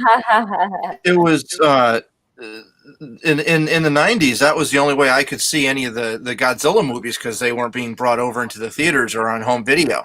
Right. And they started doing the same thing with the Gamera movies. Gamera, the giant turtle with the tusks. But Gamera, Doctor Who, and Battlestar Galactica all knew that there was going to be a market in the U.S. because the bootlegging was so high. Right. Mm. And they actually looked at that and said, okay, we know that if we sell this stuff legit, we're going to have people buying it. And they did, and the DVD sales went crazy for Gamera, and Battlestar Galactica did really well, and Doctor Who did really well. At least it did until recently, because people were bootlegging the episodes like crazy. Yeah. So I took a page from a guy I used to work with, Stan. Remember Stan? Ah, yes. And I would take, again in high school, I would take like Hit Parader and heavy metal magazines, and I'd go outside with my 35 millimeter. I'd put the magazines out on the ground, take my 35 millimeter camera, and take pictures of the photos in the book, develop them, print them, put them in a binder, go to a flea market and sell them. Wow. And people would buy them. Like, for some reason, people thought I took them. That's funny. Way more comfortable than what? Yeah, I'm trying to find this photo. Than the 10-foot penis. Oh, agreed. Totally. I'm trying to find this photo of that tweet, but I can't seem to locate it. I think I saw it on Doomcock's Facebook page. Is that where it was? Yeah, but there's so much. I mean, once this whole episode dropped, his page has just been nonstop. Basically, Ryan Johnson on the 3rd anniversary of The Last Jedi tweeted, "Today's the 3rd anniversary of The Last Jedi. This is for you fans." And he was like this. Yeah. Why the hell would you want to do that? Just because he's jealous. It's all because he's upset because fans probably wrote to him and said, "You're a loser. Check this out." So. Oh, they don't like me. They like He got crushed, dude. And not only that, it cost him, before they even made Last Jedi, he was promised a trilogy of his own. It's gone. It's off the table. Well, that seems fair. Exactly. Don't suck, and you'll get good stuff. Once we had someone who didn't fail upward. Mm. Yeah. So Jude just sent this. We'll go to this. Real quick. This is new. I didn't see this. This is kind of interesting. I did check share audio. Can you guys see this? I can see it. I can see it fine. Yeah. Okay, I'm gonna play it. We'll see if we can hear it. It's only like a little bit over 2 minutes. Yeah, I can hear it. Gee, I wonder who that could be. One X-Wing? Great. Who's saved? Ah! Oh, this is a redub version. Oh, so serious.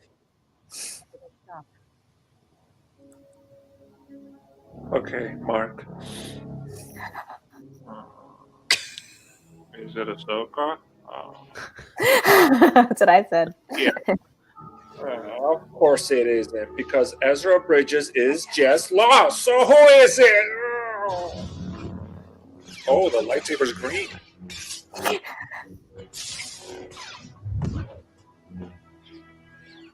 Oh man, is it?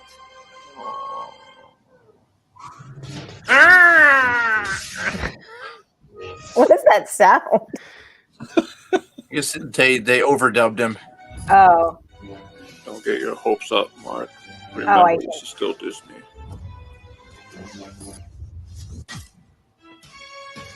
Oh man, nice. You know that my expectations have been subverted so much that I don't know what to expect lately from Disney. That was cool. We call that the French punch sugar. Oh, is it bad lip reading? Yeah, I think so.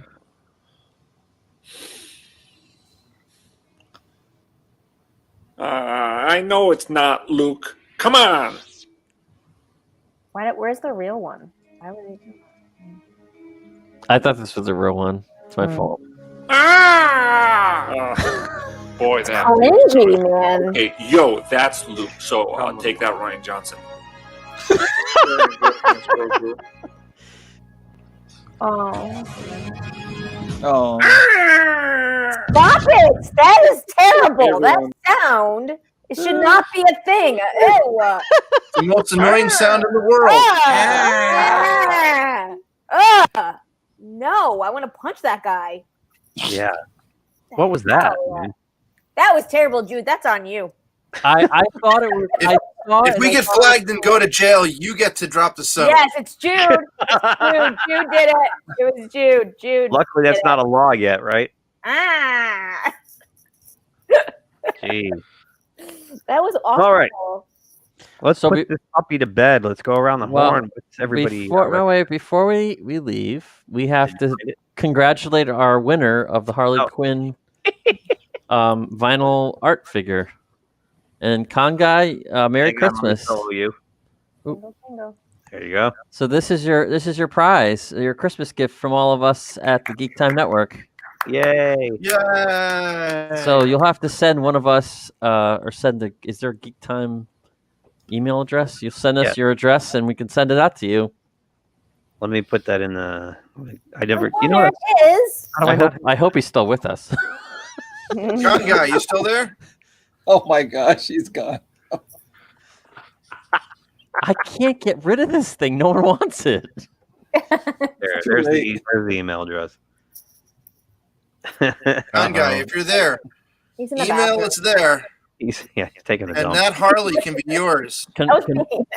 Confirm your Christmas gift, please, within the next couple minutes or 2 minutes. I don't even know how long we're beyond. About 5 more. Oh, wait. Oh, shit. what the fuck is that? Nice. Oh my god, that's hilarious. It's a spooky Harley Quinn. So this was our holiday giveaway, and basically we were going to give it away in a raffle that we were going to draw out of a hat. But considering you're the only person that participated in our chat room tonight, you won it by default. Chat? We have plenty of people watching, but nobody chats. It's a Harley Quinn vinyl art figure. If you don't want it, I could donate it to Toys for Tots. Toys for Tots if you don't want it. We can You should surely still do put it in that. the raffle and see if he wins. Yeah, there you go. So All right, let's I go around the horn. I don't know if he actually says he wants it or he's just like, what the fuck is that? Pedro, what are you watching? What do you recommend? I'm watching Baraka. Oh, nice. I'm watching You're still Baraka. awake. This is a movie by director Ron Frick. Yep. What the frick? And what the frick? Basically, there is no story, there is no dialogue, there is no character. It is just amazing cinematography for 2.5 hours. Oh. And it was shot in 70 millimeter. millimeter. Wow. And Yeah, it it's was all motion control. Oh yeah, they actually invented a camera for this. Yeah. Con guy says donate it. But it was shot in something like 22 different countries, and I'm sorry, 24 different countries on 6 different continents. Yeah, this is a beautiful movie. No. They played at Cine Studio in Trinity College about this time every year. Yeah. And it's worth seeing because they show it in 70 millimeter on film. Oh wow. Yeah, And it's always the same print because it's got scratches on the side. there's some time lapse. I mean, the motion control rig they built corresponds with the time of the day.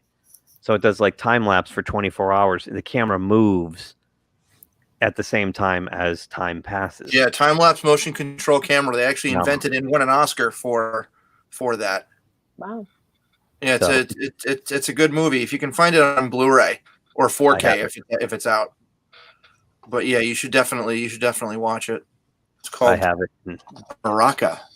And there's also a trilogy of films called the Qatsi trilogy. Keanu Qatsi being the most famous, which were predecessors to that. Same idea. I can't say it. Qatsi? Yeah, thank you. Means life in balance, and it kind of shows the industrial complex against nature, and the contradiction of forces there. It's really, really the same thing. No dialogue. Highfalutin. It's highfalutin, brainy stuff. Philip Glass music, the whole 9 yards. So there, that's that. Jude Buddha. What do you recommend besides Harley Quinn? I can't really recommend this, but I did watch it this past week on Netflix. It's actually a documentary called The Ripper, and it's based on a serial killer back in the 1970s in England. What's that? No, well, they called him the Ripper because basically he was a serial killer and he was killing prostitutes, similar to what Jack the Ripper did. And this all happened in the 70s, and I guess it was a big deal in England, similar to any serial killer we've had here that's been popularized. So I guess it was a big thing. He killed like 30 women. Some of them weren't prostitutes, and just kind of goes about how they were trying to track this guy down.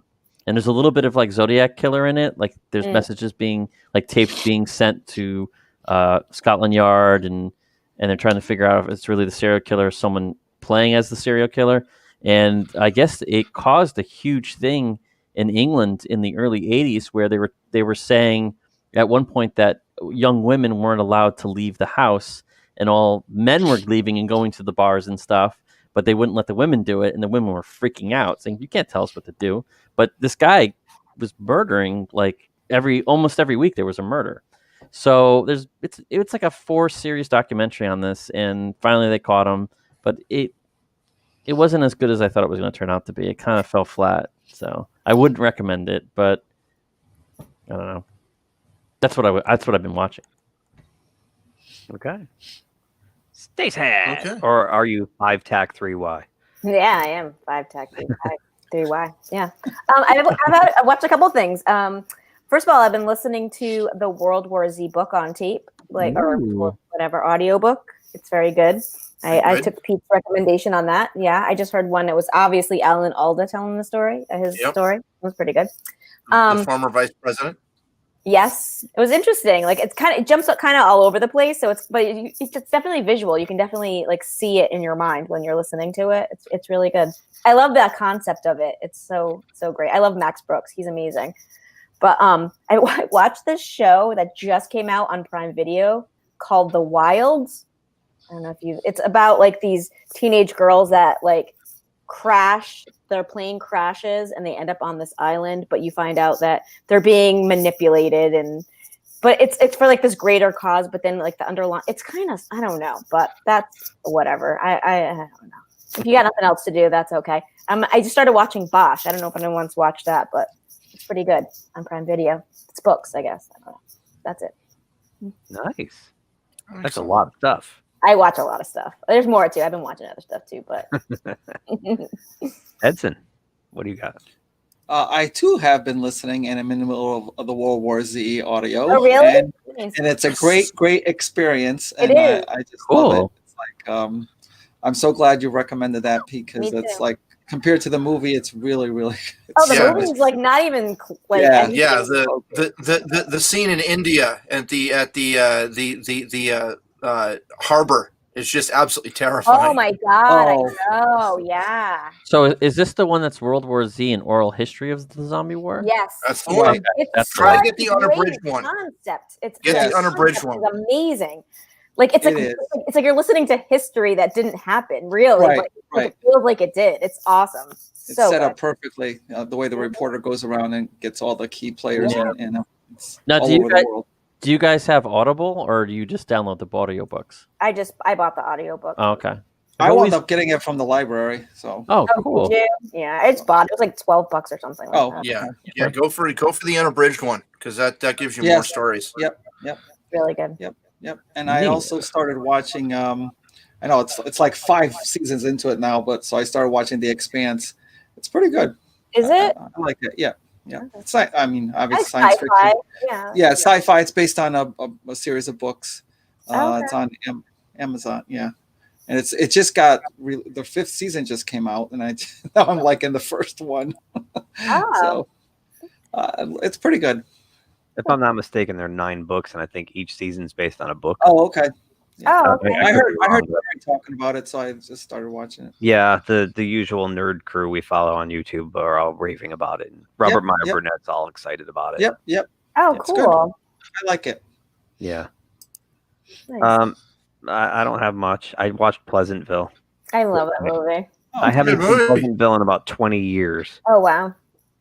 and it plays really well this year with all of the societal upheaval, if you will. Oh yeah. You know, with prejudices and segregations and God, I haven't seen that xenophobias and all those Oh, kind of wow, things. So I always like that film. It just It's beautiful. Like it really It is. Yeah. it's the best way to put it. I gave it a 4.5-star review on Letterboxd, and I wrote a book about it. Gary Ross written, directed. It's pretty darn near perfect movie. Yeah. There's nothing else like it. No, and sadly, you don't see anything like that now. Yeah. You know, going back to the Marvel thing, it's like a steady diet of fast food. You don't get those high quality meals much anymore. You know? No. It was just so imaginative, and it was a way to tell a story that talks about a lot of different social issues and addresses our history, our past, as well as our future in a really interesting, entertaining, and funny way. You know, you're right. It's just a beautiful movie. Sadly, it's J.T. Walsh died right after the filming of the film, and the last bit of footage that was ever of J.T. Walsh on screen. I love J.T. Walsh. I think he's a phenomenal actor. Is him running out the court door all scared when he turned color, and that's the last thing he ever did. And it's kind of weird, you know. But jeez, and you know. That was in watching it now, knowing that Tobey Maguire became Peter Parker 3 years later was interesting perspective. It's crazy. And young Reese Witherspoon and Reese Witherspoon and Don Knotts. Jeff Don Daniels. Knotts, and Jeff Daniels, and Joan Allen, who I adore. Oh, beautiful! She's amazing in that. And William H. Macy, who's Oh yeah, that's right. probably got the funniest lines in the movie over and over, repeatedly has the funniest lines in the movie. Because he's got such a great delivery. And I remember I was watching the making of Boogie Nights when I got Boogie Nights back in my very first DVD player I ever bought was just to get Boogie Nights. Funny. Wow. Because I loved the movie and it's a masterpiece. But on VHS, it's pan and scan, and that's a really wide movie. And P.T. Anderson, the way he directed that was just you could watch it with the sound off, and it's just mesmerizing. So I had to have it widescreen, so I had to buy a DVD player. And I remember him saying when he was talking about William H. Macy, he said he pronounces everything so perfectly when he talks. And I remember when he said that, and that was in like 1997. I've been paying attention to that ever since. And it's uncanny. He pronounces every word perfectly when he talks. It's really fascinating. So next time you watch William H. Macy, keep that in your mind. He's awesomely terrible on Shameless. Like he's terribly. I don't know what you ever watch Shameless. His character is like one of the worst people you've ever seen on screen, but he's amazing at it. He's so good at it. Like I don't know how he must like go for days without sleeping to play that part. Like he's first time I ever saw him was in Fargo, and he was so real. I was mesmerized by the guy. He's amazing. He's amazing. And that launched him. That movie launched him. And he's such a terrible guy there, but he's like the best character on there. On Shameless? No, on Fargo. Oh, Fargo, I haven't watched Shameless yet, but it's one of those characters again. You know, he's wrong. He's getting deeper and deeper into shit, and you want him to stop. Yep. You're rooting for him. You know, and it's just something to turn well for him, but it doesn't. Yeah. Yeah, he's great. Oh, sure. We got that True Coat. And of course, as usual, when we're about to sign off, I get a notification. This just came in. Wow. I know Edson will be happy about this. Wow. This makes me happy. This is a brand new character. That's like, oh my gosh. That's giant boobies. This character, breast armor. There's breast armor. There's no armor covering that. There's like a lot of cool stuff happening. She was literally just created like months ago. 6 months ago. This must make Margot Robbie really happy. Yeah, exactly. There's a redhead in there. You're being pushed aside. Pretty much. This character is supplanting Harley Quinn. And they just did she got a one-off double-sized issue of her own, and it was really good. Yeah. I actually like this character. It was created by James Tynion and Jorge Jimenez. Part of his Batman run, like I've been trying to say how good it was, how good it is. Oh, is she like one of Joker's girlfriends? She's like the new Harley Quinn. Like a groupie, but his major one. Okay. Yeah. She was like a wayward teen who got sucked into his cult. Gotcha. And and she's a quick learner, and she's a psychopath. Oh, so that kind of goes with the Right. And this is a great example where they didn't like gender swap an existing character. Right. They came up with a new character, an original character, and this character is great, and this character works. And I think this character is going to be in the canon for a long time. There you go. A long time. See, it can work. New characters can work. You don't have to keep recycling them into new things. That's good. Exactly. So, before we sign off, just want to take a quick consensus before we wish everyone a happy holiday. Next Tuesday, are we still on? I'm fine with it. Okay. I got nothing going on. Sure, we'll do the show I'm then. fine with it too. Okay. So let's wish our audience a very safe, healthy, and happy holiday season. Yes, Merry Christmas. My daughter is really worried about Santa getting COVID. Oh, no, he's immune. That's what Dr. Fauci said. Santa's immune. I did see he said that. I told her, I said, well, when he comes down the chimney, everybody's in their bedroom, so he's more than 6 feet away. Yeah, he's good to go. He's definitely good. She goes, what if someone's sleeping on the couch? I'm like, well, he'll put his mask on. Yeah. Yeah. No worries. It's all good. Well, yeah, he sees you when you're sleeping, so he'll know. When you're awake. Exactly. He'll know where you're sleeping, so he'll say, "Oh, this bastard's sleeping on the couch." Oh! Put the mask. He knows when you're coughing up a lung. Exactly. You can see it like a glow around you if you've got it. People from North Pole have a special immunity. Don't worry about it. Exactly. Right. She had it back in April. He's immune. And I want to thank you guys for everything over the last 2 months of this launch. Actually, today's the 22nd, right? It is. Yes, We are 60 days old today. Wow. Yes. October 22nd was our first one. So. I don't feel a day over 30. Neither do I. So, all right. Well, for Pedro, Judah Buddha, 5TAC 3Y, and Edson, I would be Mr. Caradoon. Who's going to say it? As always, see you next Tuesday. If you like this video, please subscribe to the channel. If you subscribe, make sure you click the little bell icon to be notified anytime someone from our show drops new content here. Thanks for watching, and we'll talk to you soon. Say, kids, what time is that?